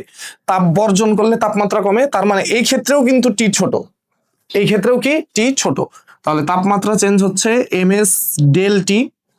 তুমি চাইলে এই সূত্রগুলোতে M1 S1, ঠিক আছে, del T1 এভাবে কিন্তু ব্যবহার করতে পারো, কোনো সমস্যা নেই। তাহলে m এর মান এই ক্ষেত্রে 0.5, এই পানির যে ভর 0.5, যেহেতু পানি নিয়ে কাজ করতেছো, পানির আপেক্ষিক তাপ 4200, তাপমাত্রা পার্থক্য কত, তাহলে 80 থেকে কোথায় গেছে, টিতে, 80 বড়, তাহলে এই যে 8T মাইনাস টি। তো এটা যদি তুমি ক্যালকুলেশন করো কত আসবে, 4200 ইন্টু 0.5 মানে হচ্ছে 2100। এই 2100 পাইলা, এই 2100 সাথে একবার 80 গুণ, একবার টি গুণ। তাহলে 80 গুণ করলে এখান থেকে পাবো 16,000, সরি 1,68,000, 1,68,000। আর একবার টি এর সাথে গুণ হলে তাহলে তুমি পাবা এই যে 2100 টি। তাহলে এত জুল তাপ বর্জন করতে হবে, এত জুল তাপ কি করতে হবে, বর্জন করতে হবে। তাহলে দেখো এই মিশ্রণে যারা ছিল সবাই কিন্তু T°C তাপমাত্রায় পৌঁছায় গেছে, এবং T°C তাপমাত্রায় পৌঁছাতে কার গৃহীত তাপ কত, কার বর্জিত তাপ কত, এটা কিন্তু আমরা বের করছি। এবার আমরা কি করব, ক্যালোরিমিতির মূলনীতি। তাহলে ক্যালোরিমিতির মূলনীতি অনুসারে আমরা কি জানি, ক্যালোরিমিতির মূলনীতি অনুসারে আমরা জানি মোট গৃহীত তাপ সমান সমান কি হবে, মোট গৃহীত তাপ ইজ ইকুয়াল টু হবে মোট বর্জিত তাপ। তো এখানে গৃহীত তাপ কোনটা, দেখো এখানে গৃহীত তাপ কোনটা, কে তাপ গ্রহণ করতেছে, এই যে নরমাল পানিটা 30°C তাপমাত্রা পানিটা, তাহলে Q1 এটা হচ্ছে আমাদের গৃহীত তাপ, আর এই দুইজন তাপ বর্জন করতেছে, তাহলে এই Q2 Q3 হচ্ছে আমাদের বর্জিত তাপ। তাহলে Q1 গৃহীত তাপ, Q2 প্লাস Q3 এইটা হচ্ছে আমাদের বর্জিত তাপ। Q1 এর ভ্যালু কত, Q1 দেখো 1050 টি মাইনাস 31,500, তাহলে 1050 টি মাইনাস 31,500, এইটা হচ্ছে Q1। Q2 এর ভ্যালু কত, তাহলে Q2 দেখো 32,000 মাইনাস 400 টি, 32,000 মাইনাস 400 টি, এর সাথে প্লাস আছে কত, Q3 কত, 1,68,000 মাইনাস 2,100 টি, তাহলে 1,68,000 মাইনাস 2,100 টি, ঠিক আছে, 1,68,000 মাইনাস 2,100 টি। আচ্ছা এবারে কি করবা, এখান থেকে টি এর ভ্যালু ক্যালকুলেশন করবা। তাহলে টি গুলোকে তুমি এক সাইডে নিয়ে আসো, তাহলে এখানে হচ্ছে 1050 টি, এই সাইডে আছে মাইনাস 400, এই পাশে আসলে প্লাস 400 টি, এই পাশে আসলে প্লাস 2100 টি, আচ্ছা, এখানে আছে 1,68,000।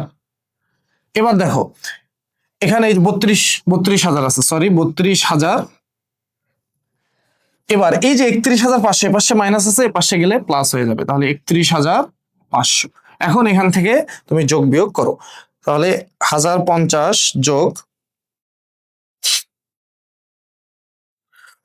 কত 400 যোগ 2100, তাহলে এই সাইডে পাইলা 3,550 টি।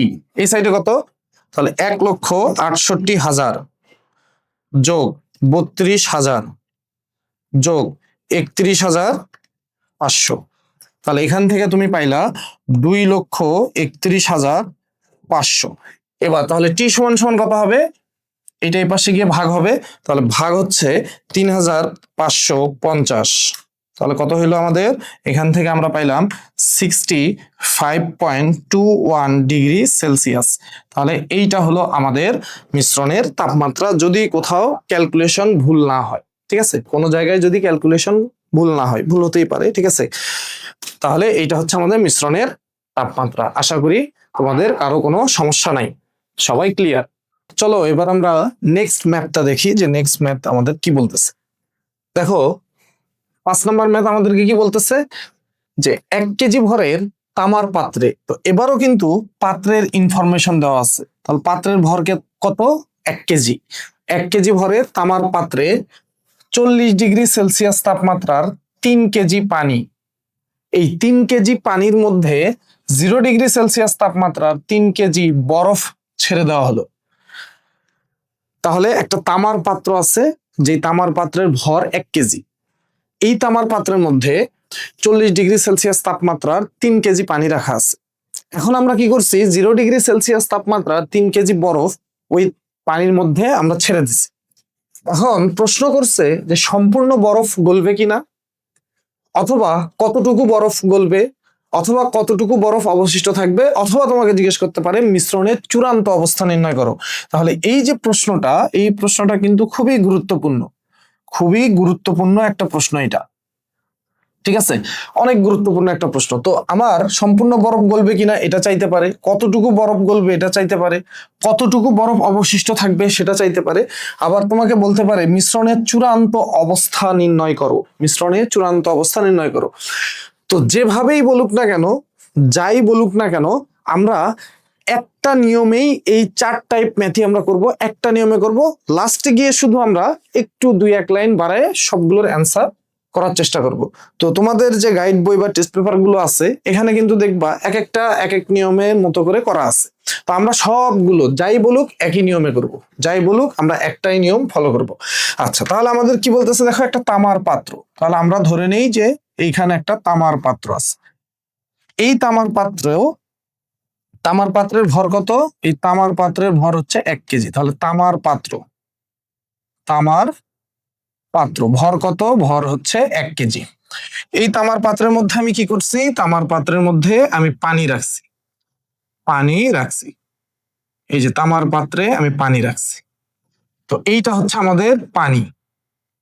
তো পানির ভর কত, কতটুকু পানি রাখা আছে, দেখো 3 কেজি পানি রাখা আছে, 3 কেজি পানি। এখন পানির তাপমাত্রা কত, 40 ডিগ্রি সেলসিয়াস। 40 ডিগ্রি সেলসিয়াস তাপমাত্রার 3 কেজি পানি রাখা আছে। তাহলে বলো তো তামার পাত্রের তাপমাত্রা কত হবে, অবশ্যই 40 ডিগ্রি সেলসিয়াস, কারণ পানি আর তামার পাত্র তাপীয় সাম্য অবস্থায় আছে। তাহলে তামার পাত্র এটাও কিন্তু 40 ডিগ্রি সেলসিয়াস তাপমাত্রাতে আছে। এরপরে আমরা কি করলাম, 0 ডিগ্রি সেলসিয়াস তাপমাত্রার 3 কেজি বরফ এর মধ্যে ছেড়ে দেওয়া হয়েছে। তাহলে ধরো এই যে একটা বরফের টুকরা এর মধ্যে আমরা ছেড়ে দিচ্ছি, এই যে একটা বরফের টুকরা আমরা ছেড়ে দিছি। তো এই যে বরফের টুকরা, এই বরফের টুকরার ভর কত, তাহলে এই বরফটার ভর হচ্ছে 3 কেজি। এই বরফের তাপমাত্রা 0 ডিগ্রি সেলসিয়াস তাপমাত্রার বরফকে আমরা ছেড়ে দিচ্ছি। তাহলে সম্পূর্ণ বরফ গলবে কিনা বা কতটুকু বরফ গলবে বা যেটাই বলুক না কেন, এই 4টার মধ্যে আমরা ঠিক আমি যে নিয়মটা ফলো করতেছি এই নিয়মটা ফলো করবা, একটা নিয়মেই আমরা কিন্তু ম্যাথটা করে ফেলতে পারবো। দেখো যখন তুমি এই বরফটাকে এখানে ছেড়ে দিবা তখন কি ঘটনা ঘটবে, দেখো তামার পাত্রের তাপমাত্রা 40 ডিগ্রি সেলসিয়াস, পানির তাপমাত্রা 40 ডিগ্রি সেলসিয়াস, আর বরফের তাপমাত্রা কত, বরফের তাপমাত্রা 0। তাহলে এখানে এরা উচ্চ তাপমাত্রা, তামার পাত্র আর পানি উচ্চ তাপমাত্রার বস্তু এখানে, ঠিক আছে। আর বরফ কি? বরফ হচ্ছে নিম্ন তাপমাত্রা। বরফ কি? বরফ নিম্ন তাপমাত্রার বস্তু হিসেবে এই মিশ্রণে আছে। তাহলে আমরা জানি উচ্চ তাপমাত্রার বস্তু কি করে? উচ্চ তাপমাত্রার বস্তু তাপ বর্জন করে। তাহলে এখানে তামার পাত্র আর পানি তাপ বর্জন করবে, আর এই যে আমরা বরফটা রাখছি এই বরফ কি করবে? তাপ গ্রহণ করবে, তাপ গ্রহণ করবে, ঠিক আছে। এটুকু কি বুঝলাম আমরা সবাই? আচ্ছা, এবার দেখো কতটুকু বরফ গলবে আমি জানি না, আমি কতটুকু বরফ এখানে দিছি, 3 কেজি বরফ দিছি। তো আমি ধরে নিব যে, মনে করি এই যে তামার পাত্র আর পানি কেজি বরফকে গলাইতে পারবে। এখন কথা হলো, এই যে পানি আর তামার পাত্র যে বরফ গলাবে, কতক্ষণ পর্যন্ত এরা সর্বোচ্চ কতটুকু তাপ এই বরফকে দিতে পারবে? তাহলে এই পানি 0°C তাপমাত্রার পানি হওয়া পর্যন্ত এই বরফকে তাপ দিবে। কেন? এই 0°C তাপমাত্রার পানি হওয়া পর্যন্ত তাপ দিবে। এরপরেও যদি সে তাপ দেয়, এরপরেও যদি এই পানি তাপ দিতে থাকে, তাহলে তো এই পানি নিজেই বরফ হয়ে যাবে। এই পানি কি হবে? নিজেই বরফ হয়ে যাবে তখন। তো পানি যদি 0°C তাপমাত্রা পর্যন্ত, 0°C পানি হওয়া পর্যন্ত তাপ দেয়, তাহলে এই তামার পাত্রও কিন্তু 0°C পৌঁছানো পর্যন্তই তাপটা এই বরফকে দিতে থাকবে। কারণ এই বরফ দেখো 0°C তাপমাত্রা বরফ, তাই না? 0°C তাপমাত্রা বরফ। তাহলে এইটা আমার মাথায় রাখতে হবে যে এই পানি আসলে বরফকে সর্বোচ্চ কতটুকু তাপ দিবে। তাহলে এই পানি 0°C তাপমাত্রার পানি হওয়ার আগ পর্যন্ত এই বরফকে তাপ দিতেই থাকবে।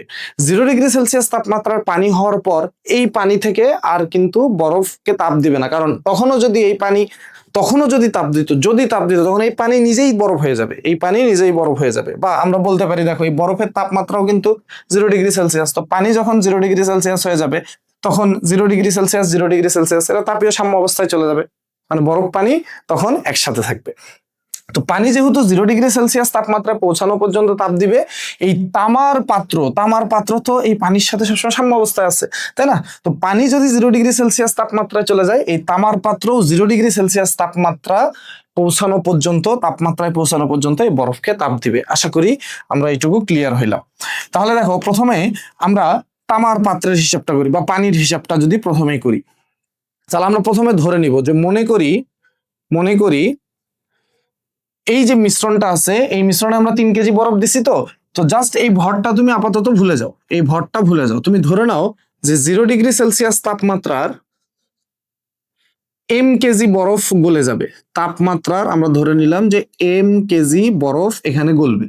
তো এই এর মানটাই আমরা আসলে বের করব এখানে, যে আসলে কতটুকু বরফ গলবে, এখানে কতটুকু বরফ আসলে গলবে। তারপরে আমরা কম্পেয়ার করে দেখবো যে সম্পূর্ণ বরফ গলছে কিনা।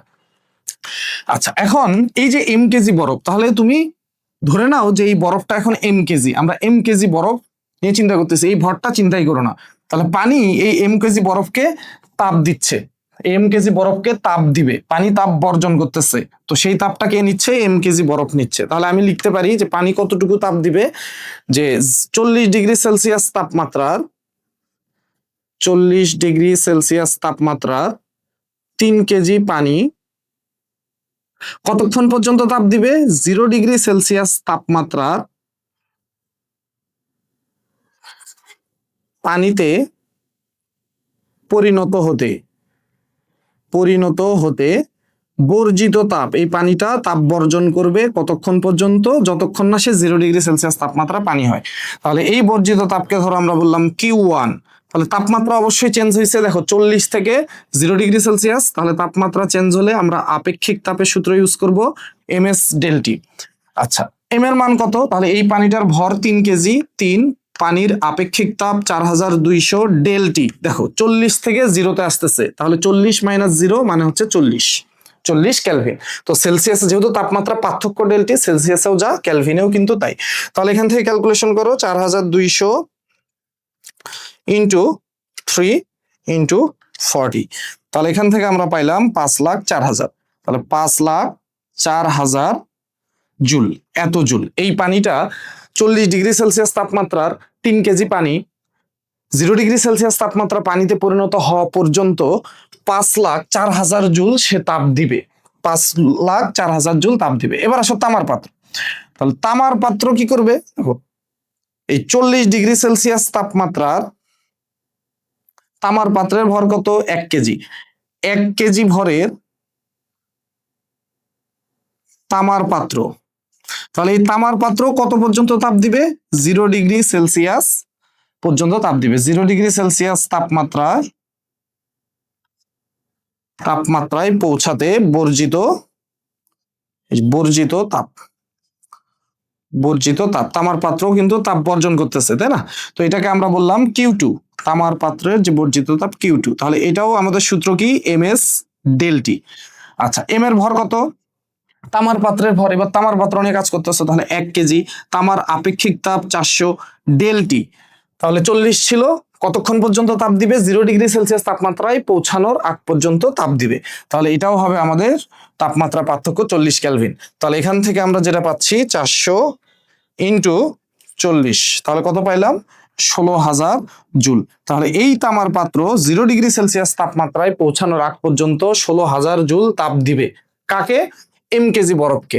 আমরা এই পানি আর এই তামার পাত্র দ্বারা কেজি বরফকে গলাইতে পারি, এটা আমরা ধরে নিছি। কেজি বরফকে আমরা গলাইতে পারি।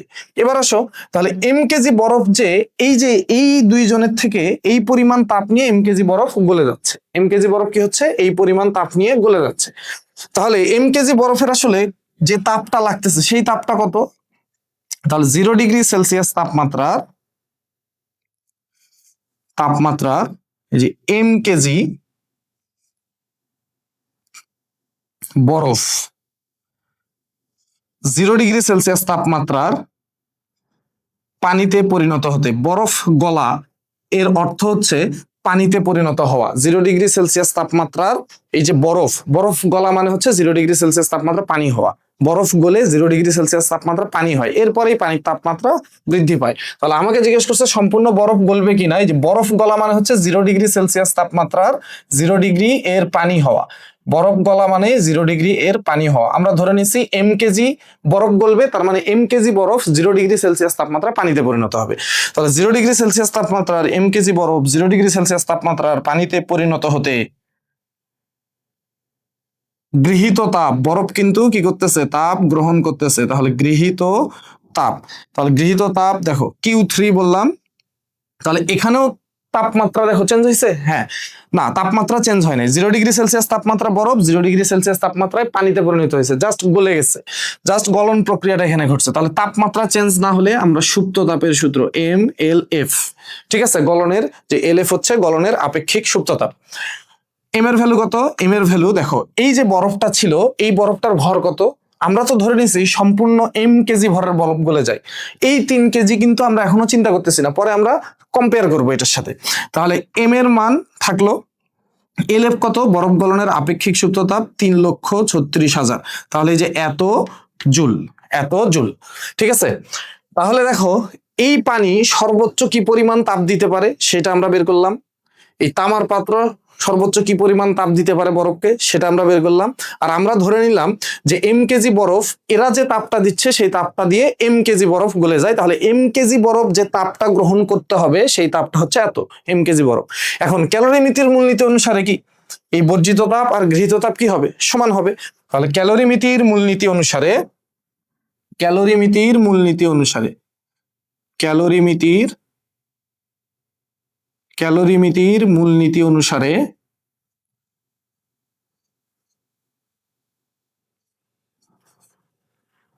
আমরা লিখতে পারি মোট গৃহীত তাপ সমান সমান মোট বর্জিত তাপ। তাহলে দেখো তো এখানে গৃহীত তাপ কোনটা? গৃহীত তাপ হচ্ছে Q3, আর বর্জিত তাপ কোনটা?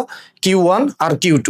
বর্জিত তাপ Q1 আর Q2। তাহলে আমরা এখান থেকে যদি সরাসরি লিখি তাহলে Q3 এটা হচ্ছে আমাদের গৃহীত তাপ, আর বর্জিত তাপ, মোট বর্জিত তাপ Q1 প্লাস Q2।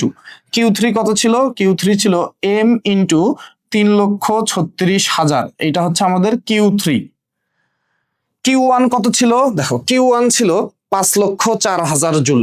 Q1 ছিল 5,04,000 জুল, এটা ছিল Q1। Q2 কত? দেখো Q2 হচ্ছে 16,000 জুল। তাহলে Q2 16,000 জুল। তাহলে এখান থেকে M এর ভ্যালু যদি আমরা বের করি তাহলে দেখো এখান থেকে M কত আসে? তাহলে 5,04,000 যোগ 16,000 এইটা এই পাশে গিয়ে ভাগ হয়ে যাবে, তাহলে ডিভাইডেড বাই 3,36,000। তাহলে এখান থেকে আমরা যেটা পাইলাম m is equal two 1.5476 KG. ঠিক আছে, এত কেজি। তাহলে এত কেজি বরফ গলে যায়, অর্থাৎ এখানে পানি যে তাপটা দিচ্ছে সেই তাপ দিয়ে পানি এবং তামার পাত্র দুজনে মিলে আসলে সর্বোচ্চ যে তাপটা দিচ্ছে 0°C তাপমাত্রায় পৌঁছানো পর্যন্ত যে তাপটা দিচ্ছে সেই তাপ দিয়ে আমরা বরফ গলাইতে পারি কতটুকু? 1.5476 কেজি, এত কেজি বরফ গলাইতে পারি। এখন আমি বরফ দিছিলাম কয় কেজি দেখো তো, এখানে আমি কিন্তু এই জায়গায় বরফ দিছি 3 কেজি। এখানে যে বরফ দিছিলাম আমি, এখানে বরফ যে ছেড়ে দিলাম বরফের টুকরা, সেটা 3 কেজি।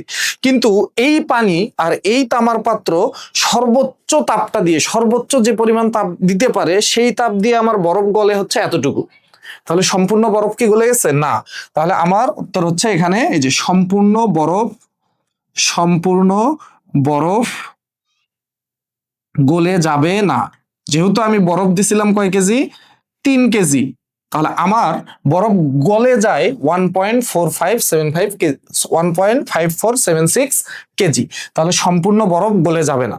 কতটুকু বরফ গলে যাবে? এই যে এতটুকু বরফ গলে যাবে। এখন তোমাকে যদি জিজ্ঞেস করতো এইটা যে কতটুকু বরফ অবশিষ্ট থাকবে, তাহলে দেখো তুমি বরফ দিছো 3 কেজি, গলে যায় এত কেজি, তাহলে অবশিষ্ট বরফ, এই যে বরফ অবশিষ্ট থাকবে, বরফ অবশিষ্ট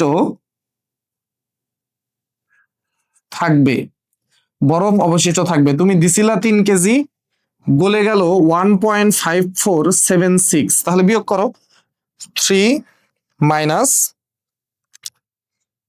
এখান থেকে পাইলা 1.4523 এত কেজি।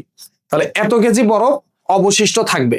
তাহলে দেখো আমরা এখানে অলরেডি কিন্তু 3টা প্রশ্নের উত্তর পেয়ে গেছি। সেটা হচ্ছে কতটুকু বরফ গলবে, সম্পূর্ণ বরফ গলবে কিনা, কতটুকু বরফ অবশিষ্ট থাকবে। এখন লাস্টে যে প্রশ্নটা আমাদেরকে বলছে যে মিশ্রণের চূড়ান্ত অবস্থা। তো মিশ্রণের চূড়ান্ত অবস্থা বলতে আসলে বোঝায় মিশ্রণের এখন তাপমাত্রাটা কত, মিশ্রণে এখন কতটুকু পানি আছে, কতটুকু বরফ আছে, এইটা আমাদেরকে বোঝায়। তো মিশ্রণের চূড়ান্ত অবস্থা যদি আমরা জানতে চাই, দেখো মিশ্রণের চূড়ান্ত অবস্থা, তাহলে এখন মিশ্রণের যে তাপমাত্রা বলতো, এখন এইখানে যে বরফটা আছে সেই বরফের তাপমাত্রা কত?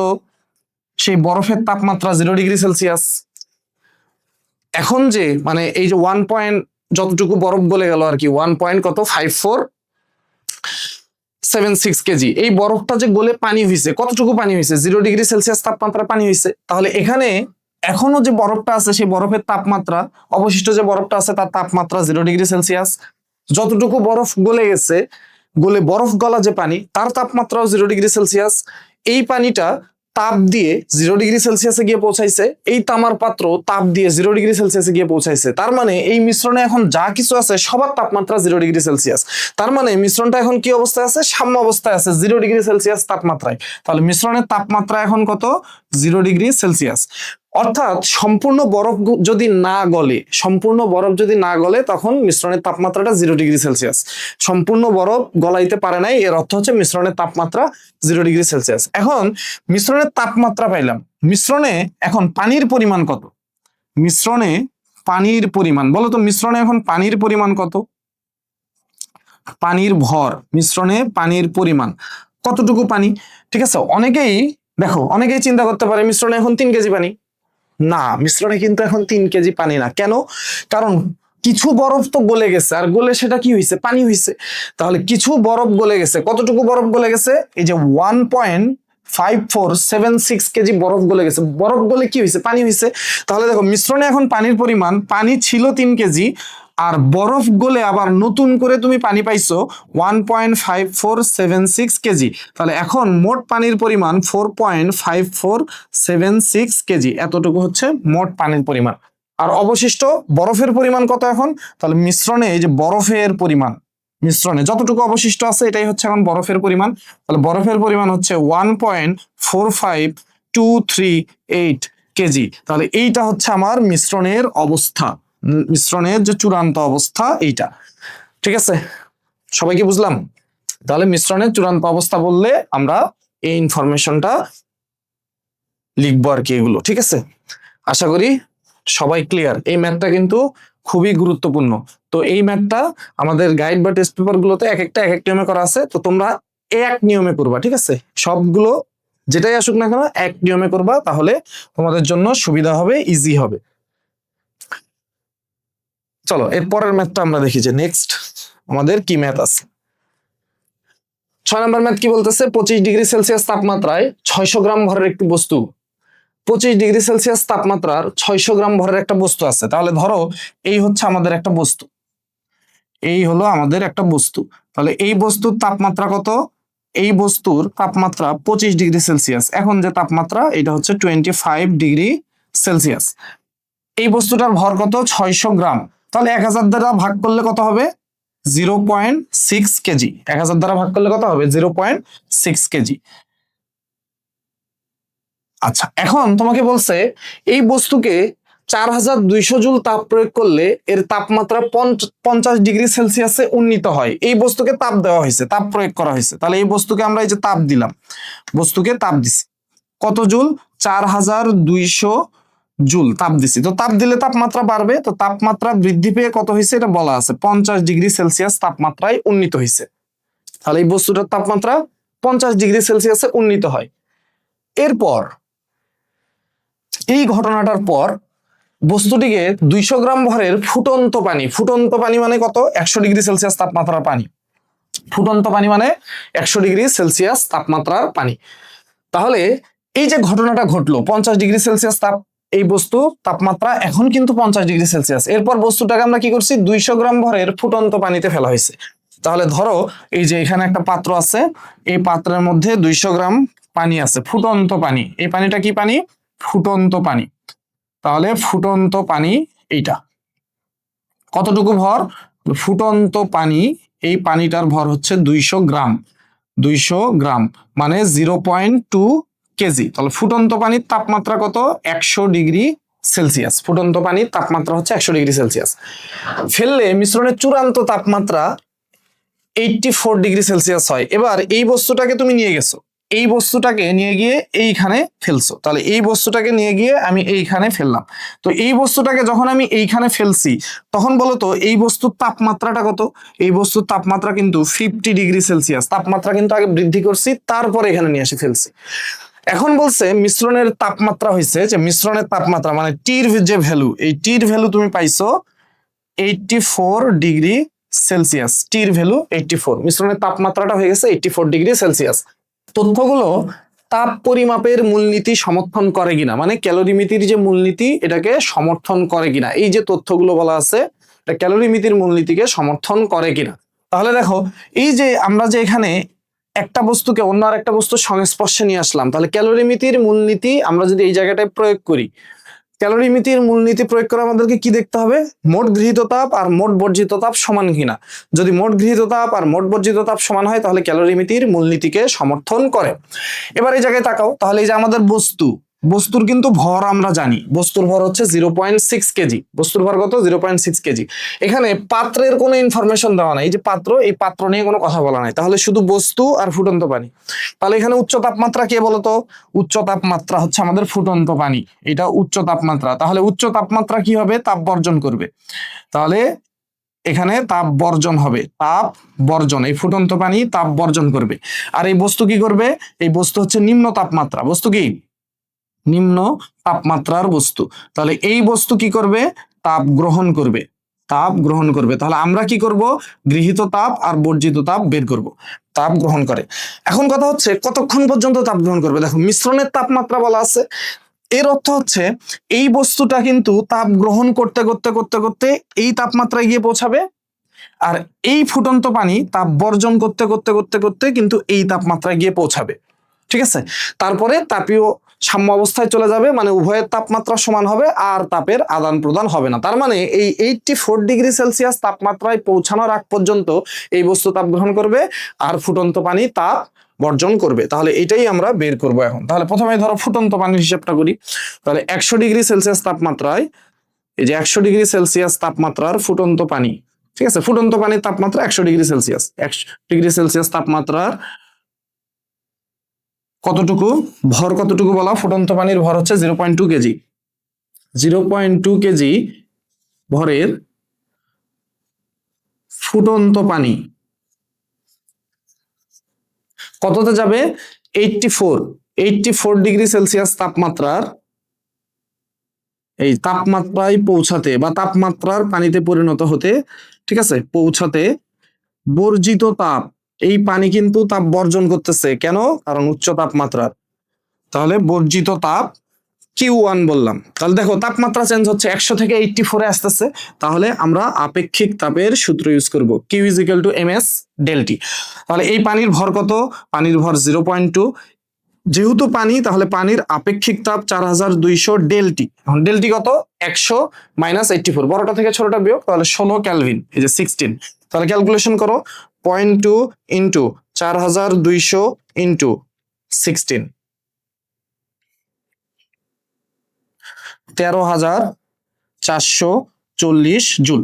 তাহলে এই পানি, ফুটন্ত পানি, এই 84 ডিগ্রি সেলসিয়াস তাপমাত্রা অর্থাৎ মিশ্রণের তাপমাত্রায় পৌঁছাতে তাকে 13400 জুল তাপ বর্জন করতে হয়।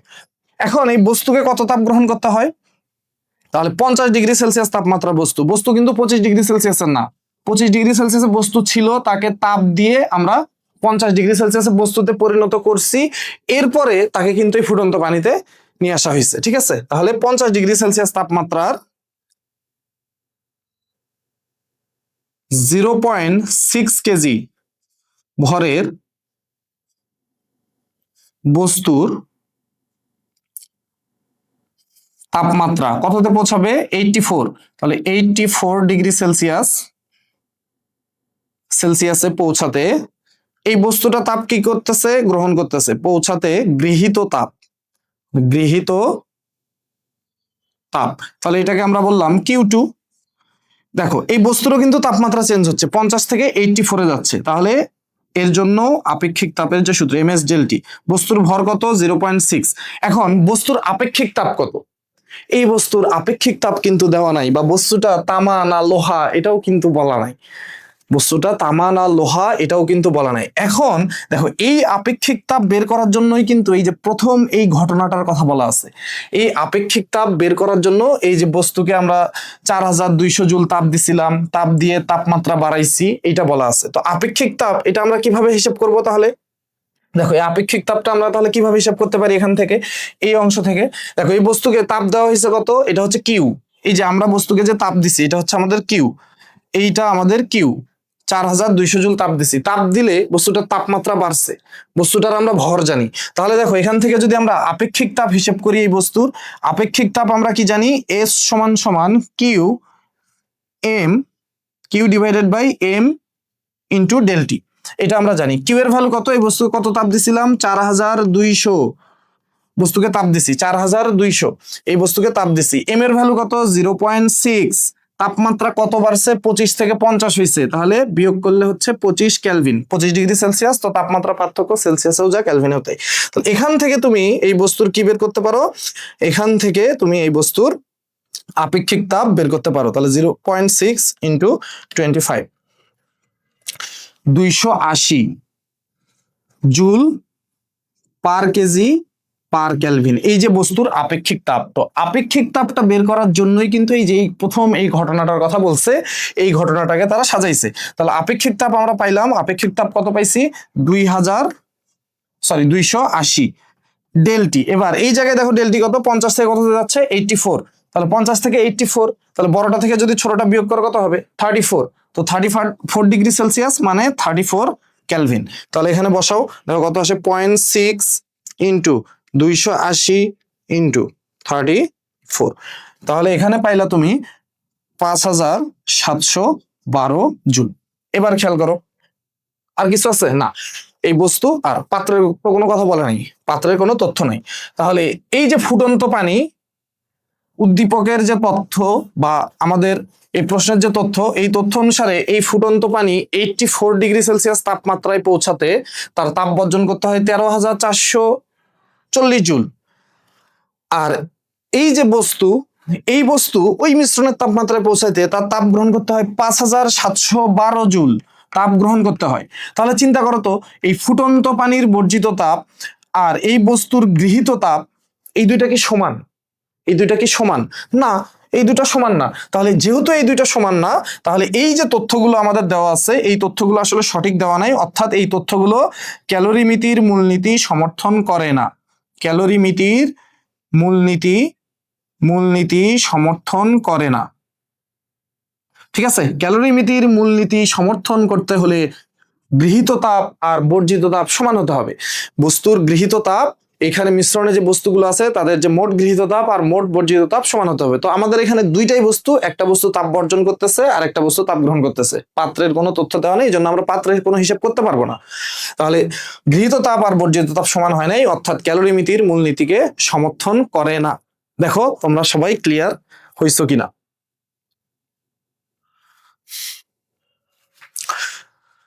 চলো এর পরের ম্যাথ দেখি আমরা। তাহলে 7 নম্বর ম্যাথ দেখো কি বলতেছে আমাদেরকে।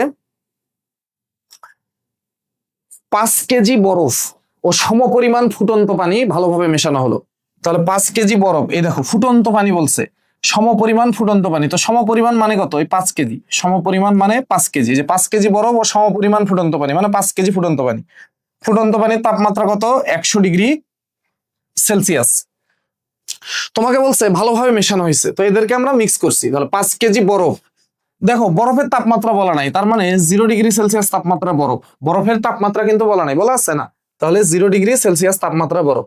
তাহলে 5 কেজি বরফ ও সমপরিমাণ ফুটন্ত পানি মেশানো হলো, এতে মিশ্রণের তাপমাত্রা হয় 12 ডিগ্রি সেলসিয়াস। বরফ গলনের আপেক্ষিক সুপ্ত তাপ নির্ণয় করো। তাহলে দেখো, ধরো এইখানে আমাদের একটা পাত্র আছে, এই পাত্রের মধ্যে ফুটন্ত পানি রাখছি আমরা। তাহলে এই পাত্রে এই যে ফুটন্ত পানি তাহলে ফুটন্ত পানি কতটুকু? ফুটন্ত পানি, ফুটন্ত পানি হচ্ছে সমপরিমাণ বলছে, তার মানে 5 কেজি। 5 কেজি। আর ফুটন্ত পানির তাপমাত্রা কত? ফুটন্ত পানি মানে হচ্ছে 100 ডিগ্রি সেলসিয়াস তাপমাত্রার পানি। এখন এর মধ্যে 5 কেজি বরফ, বরফের তাপমাত্রা দেওয়া নেই, আমরা তাপমাত্রা দেওয়া না থাকলে 0 ডিগ্রি সেলসিয়াস তাপমাত্রা বরফ চিন্তা করব। ঠিক আছে, তাহলে 0 ডিগ্রি সেলসিয়াস তাপমাত্রা বরফ, এই যে 5 কেজি বরফ একটা ধরো বরফের টুকরাকে আমরা রাখছি, তাহলে এইটা হচ্ছে আমাদের সেই বরফের টুকরা। তাহলে এই যে বরফটা আমরা এখানে মিক্স করলাম, এই বরফটার ভর 5 কেজি আর তাপমাত্রা কত? তাপমাত্রা 0 ডিগ্রি সেলসিয়াস। তাপমাত্রা 0 ডিগ্রি সেলসিয়াস। পাত্র নিয়ে কোনো কথাবার্তা বলা নাই, এই জন্য পাত্রের কোনো হিসাব নিকাশ আমরা করবো না। মিশ্রণের তাপমাত্রা হয় 12 ডিগ্রি সেলসিয়াস। যখন আমরা এই যে বরফটাকে এই পানির মধ্যে রাখবো, তখন এখানে তাপের আদান প্রদান হবে, ফলে একটা সময় মিশ্রণের যে তাপমাত্রাটা হবে, এই মিশ্রণের তাপমাত্রা সেটা বলা আছে টি। মিশ্রণের তাপমাত্রা টি হচ্ছে আমাদের কত? 12 ডিগ্রি সেলসিয়াস, এটা আমাদেরকে বলা আছে। আচ্ছা, এর অর্থ কি? এর অর্থ হচ্ছে দেখো, এখানে ফুটন্ত পানি হচ্ছে উচ্চ তাপমাত্রা, তাহলে ফুটন্ত পানি কি করে? তাপ বর্জন করে। তাহলে ফুটন্ত পানি এইখানে এই যে তাপ বর্জন, ফুটন্ত পানি তাপ বর্জন করতেছে। আর এই বরফটা কি? নিম্ন তাপমাত্রা, এই বরফ এখানে নিম্ন তাপমাত্রা, তাহলে বরফ কি করতেছে? এখানে তাপ গ্রহণ করতেছে। তাহলে যেহেতু মিশ্রণের তাপমাত্রা আমাদেরকে বলা আছে, এর অর্থ হচ্ছে যে এই যে বরফ, এই বরফ 0 ডিগ্রি সেলসিয়াস তাপমাত্রা থেকে তাপ গ্রহণ করে করে এই 12 ডিগ্রি সেলসিয়াস তাপমাত্রায় যাবে, আর এই ফুটন্ত পানি তাপ বর্জন করে এই 12 ডিগ্রি সেলসিয়াস তাপমাত্রায় আসবে। এর ফলে এখানে একটা তাপীয় সাম্য অবস্থা তৈরি হবে, অর্থাৎ সবার তাপমাত্রা ওই 12 ডিগ্রি সেলসিয়াস হবে। তোমাকে বলতেছে বরফ গলনের আপেক্ষিক সুপ্ত তাপের মানটা বের করতে। বরফ গলনের আপেক্ষিক সুপ্ত তাপের মানটা বের করতে বলতেছে, এটা আমরা এমনি থেকেই জানি, তো আমাদেরকে এখানে মানটা বের করে দেখাইতে বলতেছে যে এই তথ্যগুলো যে দেওয়া আছে, এখান থেকে বরফ গলনের আপেক্ষিক সুপ্ত তাপ এল এফ, এই যে বরফ গলনের আপেক্ষিক সুপ্ত তাপ, এই যে এল এফ, এই মানটা আসলে কত, এটা আমাদেরকে বের করতে বলতেছে। তাহলে প্রথমে আমরা ফুটন্ত পানির হিসাবটা করি, যে ফুটন্ত পানি 100 থেকে যে 12 ডিগ্রি সেলসিয়াস তাপমাত্রা আসছে, তাই কতটুকু তাপ বর্জন করতে হয়েছে। তাহলে এটা যদি আমরা প্রথমে হিসাব করি, তাহলে 100 ডিগ্রি সেলসিয়াস তাপমাত্রা ভর কতটুকু?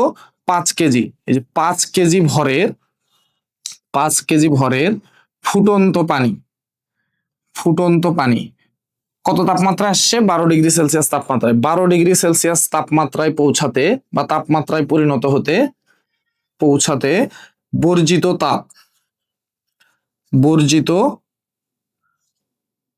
তাপ তাহলে এটাকে আমরা Q1 বললাম। তাহলে Q1 দেখো তাপমাত্রা যেহেতু চেঞ্জ হয়েছে ms ডেল টি, এম এর ভ্যালু কত 5, ঠিক আছে। ফুটন্ত পানি ছিল 5 কেজি। এবার যেহেতু এটা পানি তাহলে পানির আপেক্ষিক তাপ কত 4200 joule per KG per kelvin. Del T তাপমাত্রা পার্থক্য কত 100 থেকে দেখো কততে আসতেছে 12তে আসতেছে। তাহলে 100 মাইনাস 12 যদি করো 88 ডিগ্রি সেলসিয়াস। তো ক্যালভিনে বললেও সেটা 88 ক্যালভিন, ক্যালভিনে বললেও সেটা 88 ক্যালভিন। এখন দেখো তাহলে 5 ইন্টু 4200 ইন্টু 88, তাহলে এখান থেকে আমরা যেটা পাইলাম 18,48,000 জুল। তাহলে এই যে 5 কেজি ভরের যে ফুটন্ত পানি ছিল এই পানিটায় 12 ডিগ্রি সেলসিয়াস তাপমাত্রায় পৌঁছাতে 18,48,000 জুল তাপ বর্জন করতে হয়।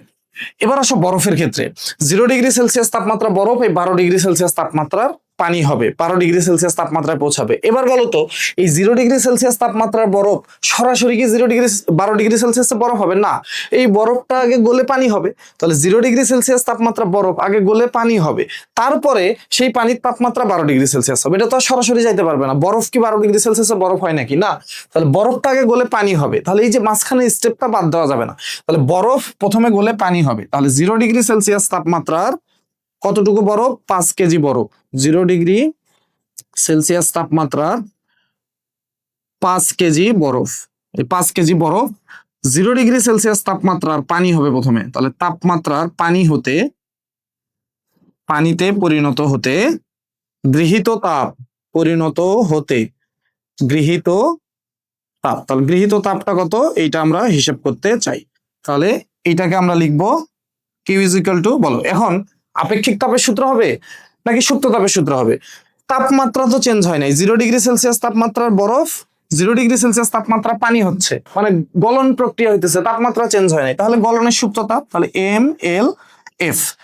এখন কথা হচ্ছে এই এলএফ টার মানই আমাদের বের করতে বলছে। তাহলে এলএফ এর মান আমরা যেটা জানি যে 3,36,000, এইটা কিন্তু এখানে আমরা বসাবো না, এইটার মানটাই আমাদেরকে হিসাব করতে বলছে। আমরা জাস্ট কি করব ভর বসাবো, তাহলে 5 কেজি আর এলএফ এইভাবেই আমরা রেখে দিলাম, তাহলে এত জুল, এই এলএফ এর মানই আমরা বের করব, এলএফ এর মানটাই আমরা ক্যালকুলেশন করব। তাহলে দেখো 0 ডিগ্রি সেলসিয়াস তাপমাত্রা বরফ, 0 ডিগ্রি পানি হইছে, এখন কি হবে এই 0 ডিগ্রির পানি এই 12 ডিগ্রি সেলসিয়াস তাপমাত্রায় গিয়ে পৌঁছাবে, অর্থাৎ মিশ্রণের তাপমাত্রায় গিয়ে পৌঁছাবে। তাহলে এখন আমরা লিখতে পারি যে এই যে 0 ডিগ্রি সেলসিয়াস তাপমাত্রার কতটুকু পানি 5 কেজি, এই যে বরফ গলা যে পানি 5 কেজি বরফ গলছে, তাহলে 5 কেজি পানি। 0 ডিগ্রি সেলসিয়াস তাপমাত্রার 5 কেজি বরফ গলা পানি, এই যে বরফ গলা পানি, এটা কিন্তু বরফ গলা পানি আমরা হিসাব করতেছি, ফুটন্ত পানির হিসাব শেষ। বরফ গলা পানি 12 ডিগ্রি সেলসিয়াস তাপমাত্রায় পৌঁছাতে তাপ কি করবে গ্রহণ করবে, তাহলে গৃহীত তাপ, তো এটাকে আমরা বললাম Q3। এবার দেখো তাপমাত্রা চেঞ্জ হয়েছে, 0 থেকে 12তে যাইতেছে, তাহলে সূত্র হচ্ছে ms ডেল-টি। এম এর ভ্যালু কত 5 কেজি, এস কত পানি নিয়ে কাজ করতেছো, এই যে বরফ গলা পানি, তাহলে পানি 0 ডিগ্রি সেলসিয়াসে পানি 12 ডিগ্রি সেলসিয়াস তাপমাত্রা পানিতে পরিণত হচ্ছে, তাহলে পানির আপেক্ষিক তাপ 4200। তাপমাত্রা ডিফারেন্স কত 0 থেকে 12তে যাইতেছে, তাহলে 12 ক্যালভিন, সেলসিয়াসে 12, তাহলে তাপমাত্রা পার্থক্য ক্যালভিনেও কত হবে 12 হবে। তাহলে হিসাব করো তুমি 5 ইন্টু 4200 ইন্টু 12, 2,52,000 জুল, তাহলে 2,52,000 জুল এত, ঠিক আছে। আচ্ছা এবার দেখো তাহলে আমাদের কিন্তু হিসাব শেষ, পাত্রের কোনো আর হিসাব নাই। তাহলে 0 ডিগ্রি সেলসিয়াস তাপমাত্রা বরফ, এই যে বরফ গলবে প্রথমে, গলে আবার সেটা তাপমাত্রা 12 ডিগ্রি সেলসিয়াসে পৌঁছাইতে কি পরিমাণ তাপ গ্রহণ করতে হবে এটা আমরা বের করছি। আর এই ফুটন্ত পানি এই 12 ডিগ্রি সেলসিয়াসে পৌঁছাইতে কি পরিমাণ তাপ বর্জন করবে এটা আমরা বের করছি। এবার আমরা কি করব ক্যালোরিমিতির মূলনীতি অনুসারে, তাহলে ক্যালোরিমিতির মূলনীতি দেখো এখানে আমরা করে ফেলি। তাহলে এখানে আমরা যদি লিখি যে ক্যালোরিমিতির মূলনীতি অনুসারে, যে ক্যালোরিমিতির মূলনীতি অনুসারে মূলনীতি অনুসারে মোট গৃহীত তাপ সমান সমান মোট বর্জিত তাপ। তাহলে এখানে মোট গৃহীত তাপ হচ্ছে এটা Q2, ঠিক আছে। মোট গৃহীত তাপ সমান সমান, তাহলে গৃহীত তাপ হচ্ছে Q2। দেখো বরফ তাপ গ্রহণ করতেছে, আবার বরফ গলা পানিও তাপ গ্রহণ করছে। Q2 Q3 গৃহীত তাপ, আর বর্জিত তাপ কত? Q1 ফুটন্ত পানি তাপ বর্জন করছে। তুমি এখানে মান বসাও। Q2 পাইছো 5 ইন্টু LF প্লাস Q3 পাইছো 2,52,000 joule is equal two Q1 পাইছো 18,48,000। 18,48,000। তাহলে এখান থেকে তুমি লিখতে পারো, দেখো LF এইটা এই পাশে গিয়ে মাইনাস হবে, তাহলে 18,48,000 মাইনাস 2,52,000, আর এই যেখানে 5 ছিল LF এর সাথে গুণ অবস্থায়, এই 5 এখানে গিয়ে ভাগ হবে। তাহলে এখান থেকে যদি আমরা ক্যালকুলেশন করি তাহলে দেখো কত আসে, 18,48,000 ডিভাইডেড বাই 2,52,000 বিয়োগ ডিভাইডেড বাই হচ্ছে 5। তাহলে এখান থেকে আমাদের আসতেছে 3,19,200 জুল পার কেজি, ঠিক আছে, জুল পার কেজি। তাহলে এইটা হলো আমাদের এখানকার উত্তর, এটাই আমাদেরকে বের করতে বলছিল, এটাই হচ্ছে আমাদের উত্তর। যখন আমাদের, ঠিক আছে, ম্যাথ করি তখন তো আমরা মুখস্থ মান ইউজ করি, 3,36,000। তো আমাদের এই যে তথ্য, এই তথ্য থেকে আমাদেরকে বলছিল বরফ গলনে আপেক্ষিক সুপ্ততা বের করো, তো আমরা সেটা বের করলাম LF। আশা করি তোমরা সবাই বুঝতে পারলা। দেখো ম্যাথগুলো বাসায় বেশি বেশি করে প্র্যাকটিস করবা, এগুলো বাসায় বেশি বেশি করে প্র্যাকটিস করবা। সৃজনশীল গুলো প্র্যাকটিস করবা টেস্ট পেপার থেকে, বিভিন্ন স্কুলের সৃজনশীল গুলো প্র্যাকটিস করবা, তাহলে দেখবা তোমার প্রশ্ন সলভিং এর যে দক্ষতা এটা অনেক বেড়ে যাবে, প্রশ্ন সলভিং এর দক্ষতা অনেক বেড়ে যাবে। নেক্সট ম্যাথ দেখি আমরা, চলো। দেখো কি বলতেছে, তামার আপেক্ষিক তাপ। তামার আপেক্ষিক তাপ বলা আছে, এটা খুবই ছোট ম্যাথ, এমসিকিউ এর জন্য ম্যাথ, ঠিক আছে। তামার আপেক্ষিক তাপ বলা আছে, আপেক্ষিক তাপকে আমরা কি দ্বারা প্রকাশ করি? S। একটি তামার দণ্ডের ভর দেওয়া আছে, তাহলে তামার দণ্ডের ভর হচ্ছে M, 5 কেজি। তাপ ধারণ ক্ষমতা, তাহলে আপেক্ষিক তাপ দেওয়া আছে, তাপ ধারণ ক্ষমতা চাইছে। আমরা সূত্র জানি, দেখো এই যে আমরা জানি তাপ ধারণ ক্ষমতা C is equal two MS। C is equal two MS। তাপ ধারণ ক্ষমতা ইজ ইকুয়াল টু বস্তুর ভর ইন্টু আপেক্ষিক তাপ, তাহলে বস্তুর ভর হচ্ছে 5 ইন্টু হচ্ছে আপেক্ষিক তাপ হচ্ছে 400। তাহলে এখান থেকে কত হবে? 2000 জুল। তো তাপ ধারণ ক্ষমতার একক কি? Joule per kelvin. Joule per kelvin কিভাবে আসলো দেখো, খেয়াল করো। তাহলে এই যে এইটা হচ্ছে কেজি, তাহলে কেজি, এই যে এর একক হচ্ছে কেজি, আর এর একক কি? আপেক্ষিক তাপের একক হচ্ছে joule per KG per kelvin. এই দেখো কেজি ইনভার্স আর কেজি কাটাকাটি, তাহলে থাকবে জুল পার কেলভিন। এই যে জুল পার কেলভিন, এটা হচ্ছে তাপ ধারণ ক্ষমতার একক, ঠিক আছে। এমসিকিউ এর ম্যাথ, আশা করি এইসব ম্যাথ তোমরা পারবা, এগুলো ছোটখাটো ম্যাথ। এরপরে দেখো, আচ্ছা, ক্যালোরিমিতির মূলনীতি নিয়ে আমাদের ম্যাথ গুলো শেষ। এখন বেশি বেশি করে বাসায় এগুলো প্র্যাকটিস করবা। আমরা তরল পদার্থের প্রসারণ আর গ্যাসীয় পদার্থের প্রসারণ পড়ছিলাম, ওখান থেকে কোনো গাণিতিক সমস্যা সমাধান করিনি, তো 2-1টা গাণিতিক সমস্যা জাস্ট আমরা দেখবো। এরপরে যদি আমরা সৃজনশীল যখন সলভিং ক্লাসটা নিব, এরপরের ক্লাসটাই সৃজনশীল সলভিং ক্লাস হবে, তখন আমরা আরো দেখার চেষ্টা করব। তো আজকে আমরা 2-1টা দেখবো জাস্ট। কি বলতেছে দেখো, একটি কাচের পাত্রে 60 সেন্টিমিটার কিউব পারদ দ্বারা পূর্ণ। একটি কাচের পাত্র 60 সেন্টিমিটার কিউব পারদ দ্বারা পূর্ণ পাত্র হবে, ঠিক আছে। একটি কাচের পাত্র 60 সেন্টিমিটার কিউব পারদ দ্বারা পূর্ণ। তুমি চিন্তা করো, মনে করো এই হচ্ছে একটা কাচের পাত্র, তো এই কাচের পাত্রটা 60 সেন্টিমিটার কিউব পারদ দ্বারা পূর্ণ আছে। পারদ দ্বারা একদম পূর্ণ কিন্তু বলছে, তাহলে পারদ দ্বারা পূর্ণ, একদম একদম পারদ দ্বারা পূর্ণ। তাহলে এই যে এখানে যে পারদ আছে, এই পারদের আয়তন, পারদের যে আয়তন এটা হচ্ছে 60 সেন্টিমিটার কিউব। পারদের আয়তন 60 সেন্টিমিটার কিউব। তাহলে বলো তো এই পাত্রের আয়তন কত? পাত্রের আয়তনও কিন্তু 60 সেন্টিমিটার কিউব, ঠিক আছে। এই পাত্রের আয়তনও 60 সেন্টিমিটার কিউব, সেটাও 60 সেন্টিমিটার কিউব। দেখো এই পাত্রটা সম্পূর্ণ পারদ দ্বারা পরিপূর্ণ, তাহলে এই পাত্রের আয়তন যা, ঠিক তো সেই পরিমাণ পারদই তো সে ধারণ করতে পারে, তাই না? তাহলে পাত্রের আয়তন 60 সেন্টিমিটার কিউব, এই জন্য কিন্তু এই পারদের সম্পূর্ণ ভর্তি করার পর এখানে 60 সেন্টিমিটার কিউব পারদই রাখা যায়, ঠিক আছে। এর বেশি কিন্তু রাখা যায় না, কারণ এই পাত্রের আয়তনটাই 60 সেন্টিমিটার কিউব। আচ্ছা, তাহলে এই যে পূর্ণ এই কথাটা দ্বারা কিন্তু আমাদেরকে এটা পরিষ্কার করে দিছে যে পারদ যতটুকু আয়তনে পারদ আছে এই পাত্রের আয়তনটাও আসলে ততটুকু। এবার বলছে তাপমাত্রা 40°C বৃদ্ধি করো। তাহলে তাপমাত্রা বৃদ্ধি হচ্ছে 40°C, তাহলে ডেল টি, এই যে তাপমাত্রা বৃদ্ধি 40°C করলাম আমরা। তাহলে এখানে আদি তাপমাত্রা একটা ছিল, সেখান থেকে বাড়ায় তাপমাত্রাটা 40°C বৃদ্ধি করছি। তাহলে তাপমাত্রা বৃদ্ধি সেলসিয়াসেও যা, কেলভিনেও তাই। এবার তোমাকে বলতেছে তাপমাত্রা যখন বৃদ্ধি করলাম কিছু পারদ পাত্র থেকে উপচে পড়ে, এরকম ঘটনা আমরা থিওরি পড়ার সময় বলছিলাম। দেখো এখানে যখন তুমি তাপ দিবা, এখানে যখন তুমি তাপ দিবা মানে তাপমাত্রা, তাপ দিয়ে তো তাপমাত্রা বৃদ্ধি করবা তাই না? যখন তুমি তাপ দিবা প্রথমে এই পাত্রটা একটু প্রসারিত হবে, তো পাত্রটা প্রসারিত হলে এই তরলটা একটু নিচে নেমে আসবে।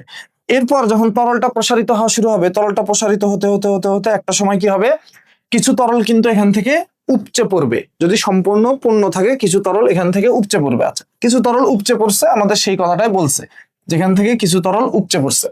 এখন তোমাকে বলতেছে কাচের দৈর্ঘ্য প্রসারণ সহগ দেওয়া আছে কাচের, তাহলে এই পাত্রটা ছিল কাচের, তাহলে পাত্রের এই যে কাচের পাত্র, তাহলে তার দৈর্ঘ্য প্রসারণ সহগ মানে আলফা। পারদের দৈর্ঘ্য প্রসারণ সহগ দেওয়া আছে মানে তরলের যে দৈর্ঘ্য প্রসারণ সহগ এটা দেওয়া আছে, এটাও আলফা। তো এটা হচ্ছে যেহেতু কাচ, এটাকে আলফা জি বললাম, এটা হচ্ছে পারদ, তাহলে এটাকে আলফা এইচ বললাম। ঠিক আছে? আচ্ছা, এখন বলছে উপচে পড়া পারদের আয়তন নির্ণয় করো। বলতো যে পারদটা উপচে পড়লো, যে পারদটা উপচে পড়লো সেটা আসলে পারদের কতটুকু আসলে উপচে পড়ছে এটা আমরা কিভাবে বুঝবো? থিওরি পড়ার সময় কিন্তু আমরা এটা বলছিলাম, একটু মনে করো, একটু মনে করার চেষ্টা করো। যেই পারদটা উপচে পড়লো সেটা হচ্ছে তরলের, সেই পারদের যে আয়তন সেটাই হচ্ছে পারদের আপাত প্রসারণ। পারদের আপাত প্রসারণ। দেখো ঘটনা যেটা ঘটে, যখন তুমি তাপ দিবা প্রথমে এই পাত্রটা কি হবে, প্রসারিত হবে। তাহলে পাত্র প্রসারিত হলে এই যে পারদটা কিন্তু নিচে নেমে গেল, এই যে পারদ কি হবে, পাত্রের আয়তন বেড়ে গেছে, পারদ নিচে নেমে যাবে। জাস্ট বুঝাইতেছি। তাহলে পারদটা নিচে নেমে গেল, এরপর তুমি তাপ দিচ্ছ, তরলটা তাপ গ্রহণ করা শুরু করবে। তাহলে তরল মানে পারদ তাপ গ্রহণ করা শুরু করবে। তাহলে পারদ যখন তাপ গ্রহণ করা শুরু করলো, তাহলে এই পারদটা দেখো এই যে এই পর্যন্ত ছিল, এই পর্যন্ত ছিল। এখন পারদটা তাপ গ্রহণ করা শুরু করলো, তাহলে পারদের আয়তন বাড়তেছে বাড়তেছে বাড়তেছে, এই পর্যন্ত আসছে, এই পর্যন্ত আসছে। এরপরে অতিরিক্ত পারদগুলো আরো আয়তন বাড়বে, অতিরিক্ত পারদগুলো কি হবে, নিচে পড়ে যাবে, অতিরিক্ত পারদগুলো কি হবে, নিচে পড়ে যাবে। তাহলে দেখো এই যে তুমি তো পারদ রাখছিলে এই পর্যন্ত, তো পারদ যখন এই পর্যন্তই প্রসারিত হয়, এই পর্যন্তই যদি প্রসারিত হয়, তাহলে তোমার তো আপাত যে প্রসারণ এটা তো দৃশ্যমান হবে না। এখন এর থেকে যদি বেশি প্রসারণ হয়, এর থেকে বেশি প্রসারণ হচ্ছে মানে যে অতিরিক্ত পারদটা নিচে পড়ে যাচ্ছে এটাই তো অতিরিক্ত বেশি হচ্ছে। তাহলে এই যে যেখানে রাখছিলা এটা ধরো এ অবস্থান, তাহলে এ অবস্থানের থেকে ধরো পারদটা উপরে যাচ্ছে, ওই যে উপরে যাচ্ছে, এগুলোই তো পড়ে যাচ্ছে। এই যে এ থেকে সি এটাই তো ছিল আমাদের আপাত প্রসারণ।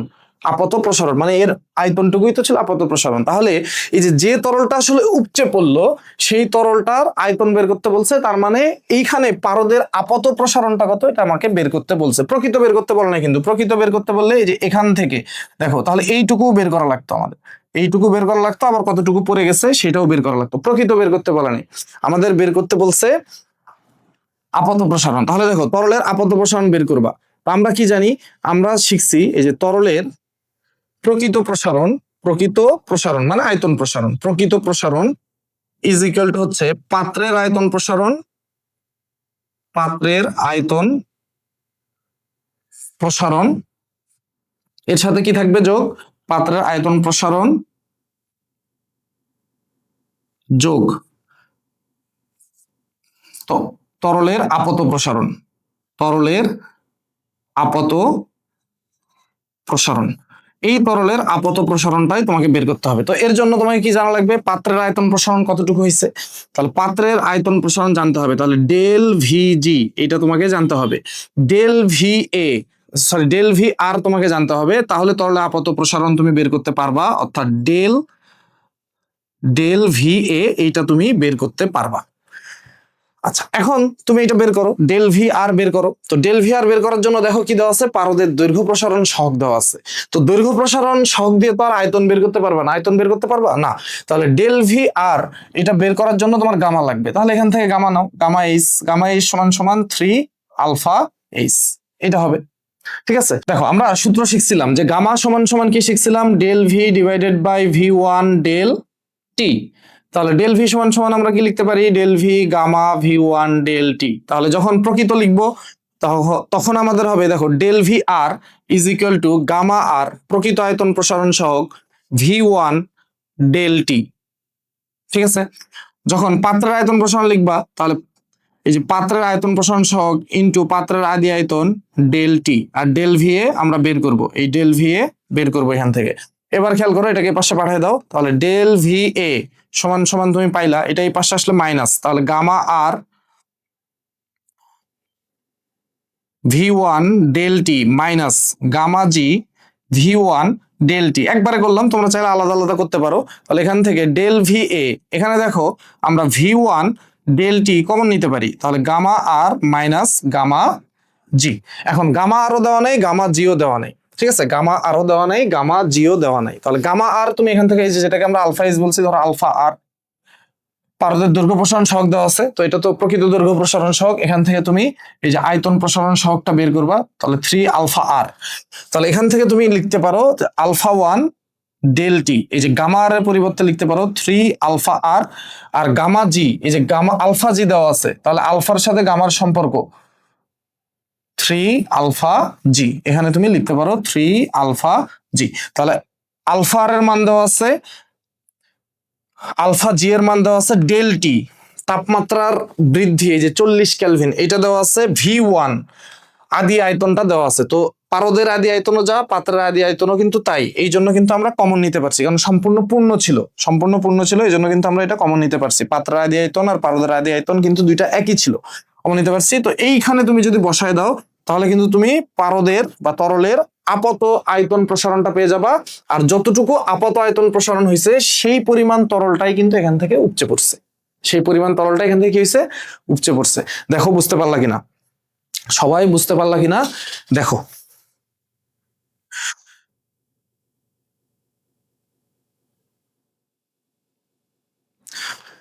থিওরিটুকু আগে পড়তে হবে, তাহলে কিন্তু বুঝতে পারবা। চলো দেখি এর পরের ম্যাথ কি আছে।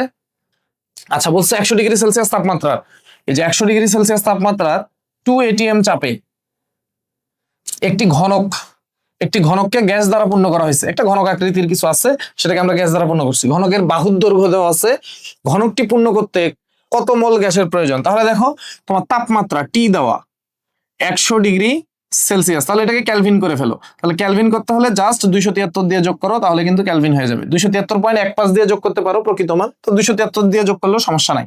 তাহলে এটা হবে 373 এত ক্যালভিন। আচ্ছা, চাপ, তাহলে পি দেওয়া আছে 2 এটিএম। তাহলে এখানে কিন্তু বাংলাগুলো লিখবা পরীক্ষায়, এভাবে আবার লিখো না, পরীক্ষায় আবার এরকম লিখো না, ঠিক আছে, বাংলাগুলো লিখবা। তাহলে 2 এটিএম, তাহলে 1 এটিএম সমান সমান আমরা কত জানি বলতো, 1 এটিএম সমান সমান আমরা বের করছিলাম 101325 প্যাসকেল। তাহলে অবশ্যই প্যাসকেলে নিয়ে যেতে হবে, কারণ প্যাসকেল আন্তর্জাতিক একক। তাহলে 2 এটিএম সমান সমান হবে এই যে 101325, তাহলে 2 ইন্টু 101, 1 এটিএম সমান হচ্ছে 101325 প্যাসকেল বা 1.01 10 টু দি পাওয়ার 5 প্যাসকেল। তাহলে এটাকে যদি তুমি গুণ করো তাহলে এখান থেকে কি পাবা, যে 101325 ইন্টু 2 202650 এত প্যাসকেল। আচ্ছা, এবার বলছে এই যে গ্যাস দ্বারা তুমি ঘনককে পূর্ণ করছো, যেখানে তাপমাত্রা দেওয়া আছে, চাপ দেওয়া আছে, ঘনককে পূর্ণ করছো, ঘনকের বাহুর দৈর্ঘ্য দেওয়া আছে। তাহলে ঘনকের বাহুর দৈর্ঘ্য এটাকে এ দ্বারা প্রকাশ করলাম 20 সেন্টিমিটার। তাহলে এটাকে মিটার করো, সেন্টিমিটার আছে মিটার করবো, 100 দিয়ে ভাগ, তাহলে 0.2 মিটার।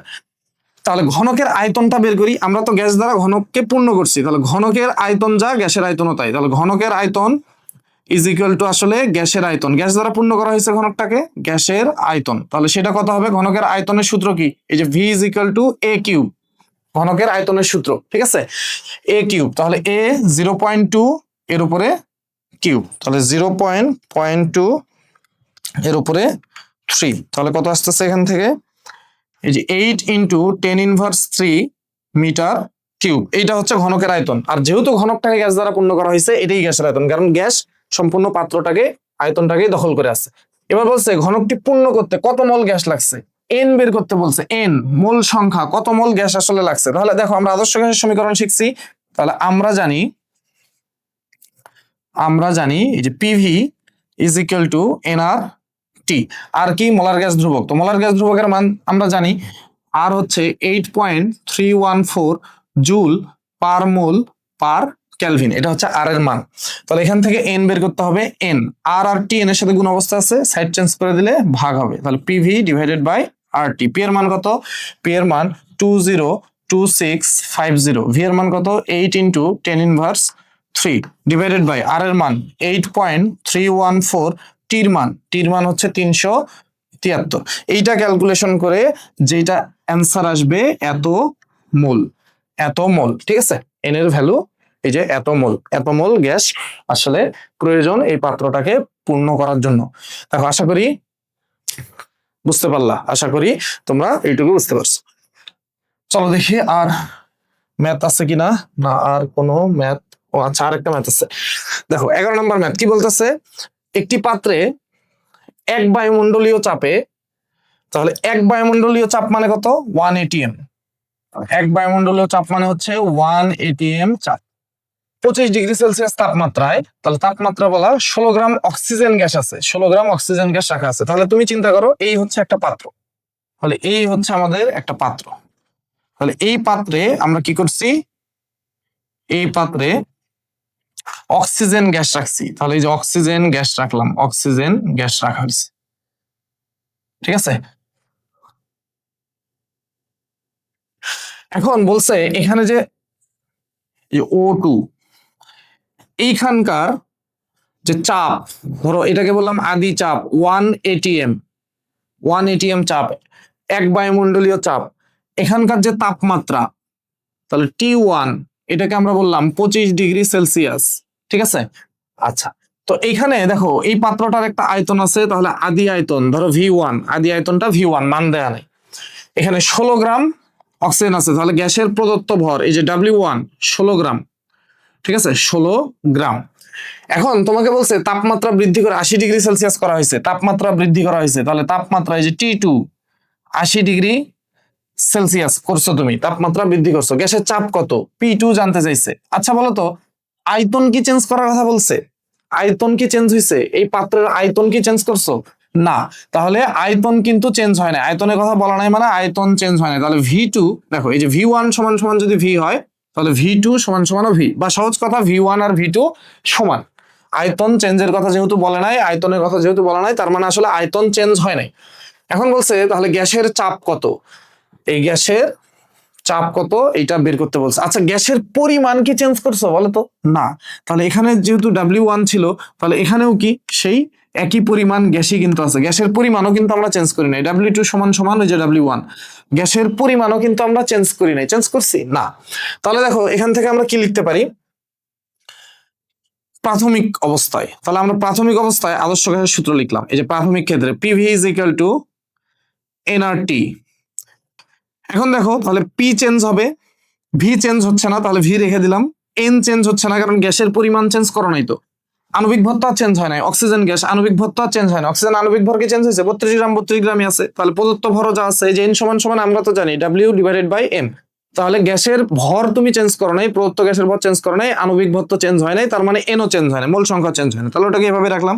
আর তো মোলার গ্যাস ধ্রুবক সব অবস্থায় সেম, টি তাপমাত্রা চেঞ্জ হইতেছে, তাহলে এইটা আমরা বললাম 1 নম্বর সমীকরণ। এবার চূড়ান্ত ক্ষেত্রে তুমি লিখলা PV is equal to nRT, দেখো তাহলে এটা হবে P2, V চেঞ্জ হচ্ছে না, N চেঞ্জ হচ্ছে না, R চেঞ্জ হচ্ছে না, T2, এটা হচ্ছে 2 নম্বর সমীকরণ। এবার তোমার লাগবে P2, তাহলে 2 ভাগ 1 করে দাও, তাহলে 2 ভাগ 1 করে, তাহলে তুমি লিখো এই যে P2V nR T2 divided by 1 নম্বর দিয়ে ভাগ করতেছো, তাহলে P1V এখানে কত হবে nR T1, তাহলে V কাটাকাটি কারণ আয়তন চেঞ্জ হয় নাই, গ্যাসের ভর চেঞ্জ করা নাই, N কাটাকাটি মোল সংখ্যাও চেঞ্জ হয় নাই, আর কাটাকাটি, তাহলে এখান থেকে তোমার লাগবে P2, তাহলে এখানে থাকলো P2, P1 নিচে আছে ওপাশে গেলে গুণ, তাহলে T2 এই যে P1 উপরে চলে গেল T1। আচ্ছা এখন একটা ব্যাপার মাথায় রাখতে হবে, তাপমাত্রাগুলো কিন্তু এখানে সেলসিয়াসে বসানো যাবে না, তাপমাত্রাগুলো কিসে বসাবা, ক্যালভিনে বসাবো, অবশ্যই তাপমাত্রা সেলসিয়াসে বসাবে না, তাপমাত্রা ক্যালভিনে বসাবা। তাহলে এটার সাথে কি করতে হবে, এই যে 80 ডিগ্রি সেলসিয়াস এর সাথে কি করবা 273 যোগ করো, এর সাথে 273 যোগ এই যে 273 যোগ করো, তাহলে 273 যোগ করলে দেখো কত হয়, তাহলে 80 প্লাস 273, তাহলে এটা হচ্ছে 353। তাহলে T2 এর মান 353। P1 কত ছিল? 1 atm। 1 atm মানে প্যাসকেলে বসাই, 101325 এত প্যাসকেল। 1 atm মানে এত প্যাসকেল, ঠিক আছে? আন্তর্জাতিক এককে ম্যাথ করবো আমরা সব সময়, ঠিক আছে? একদম খুব বিপদে না পড়লে আমরা আন্তর্জাতিক এককে ম্যাথ করবো।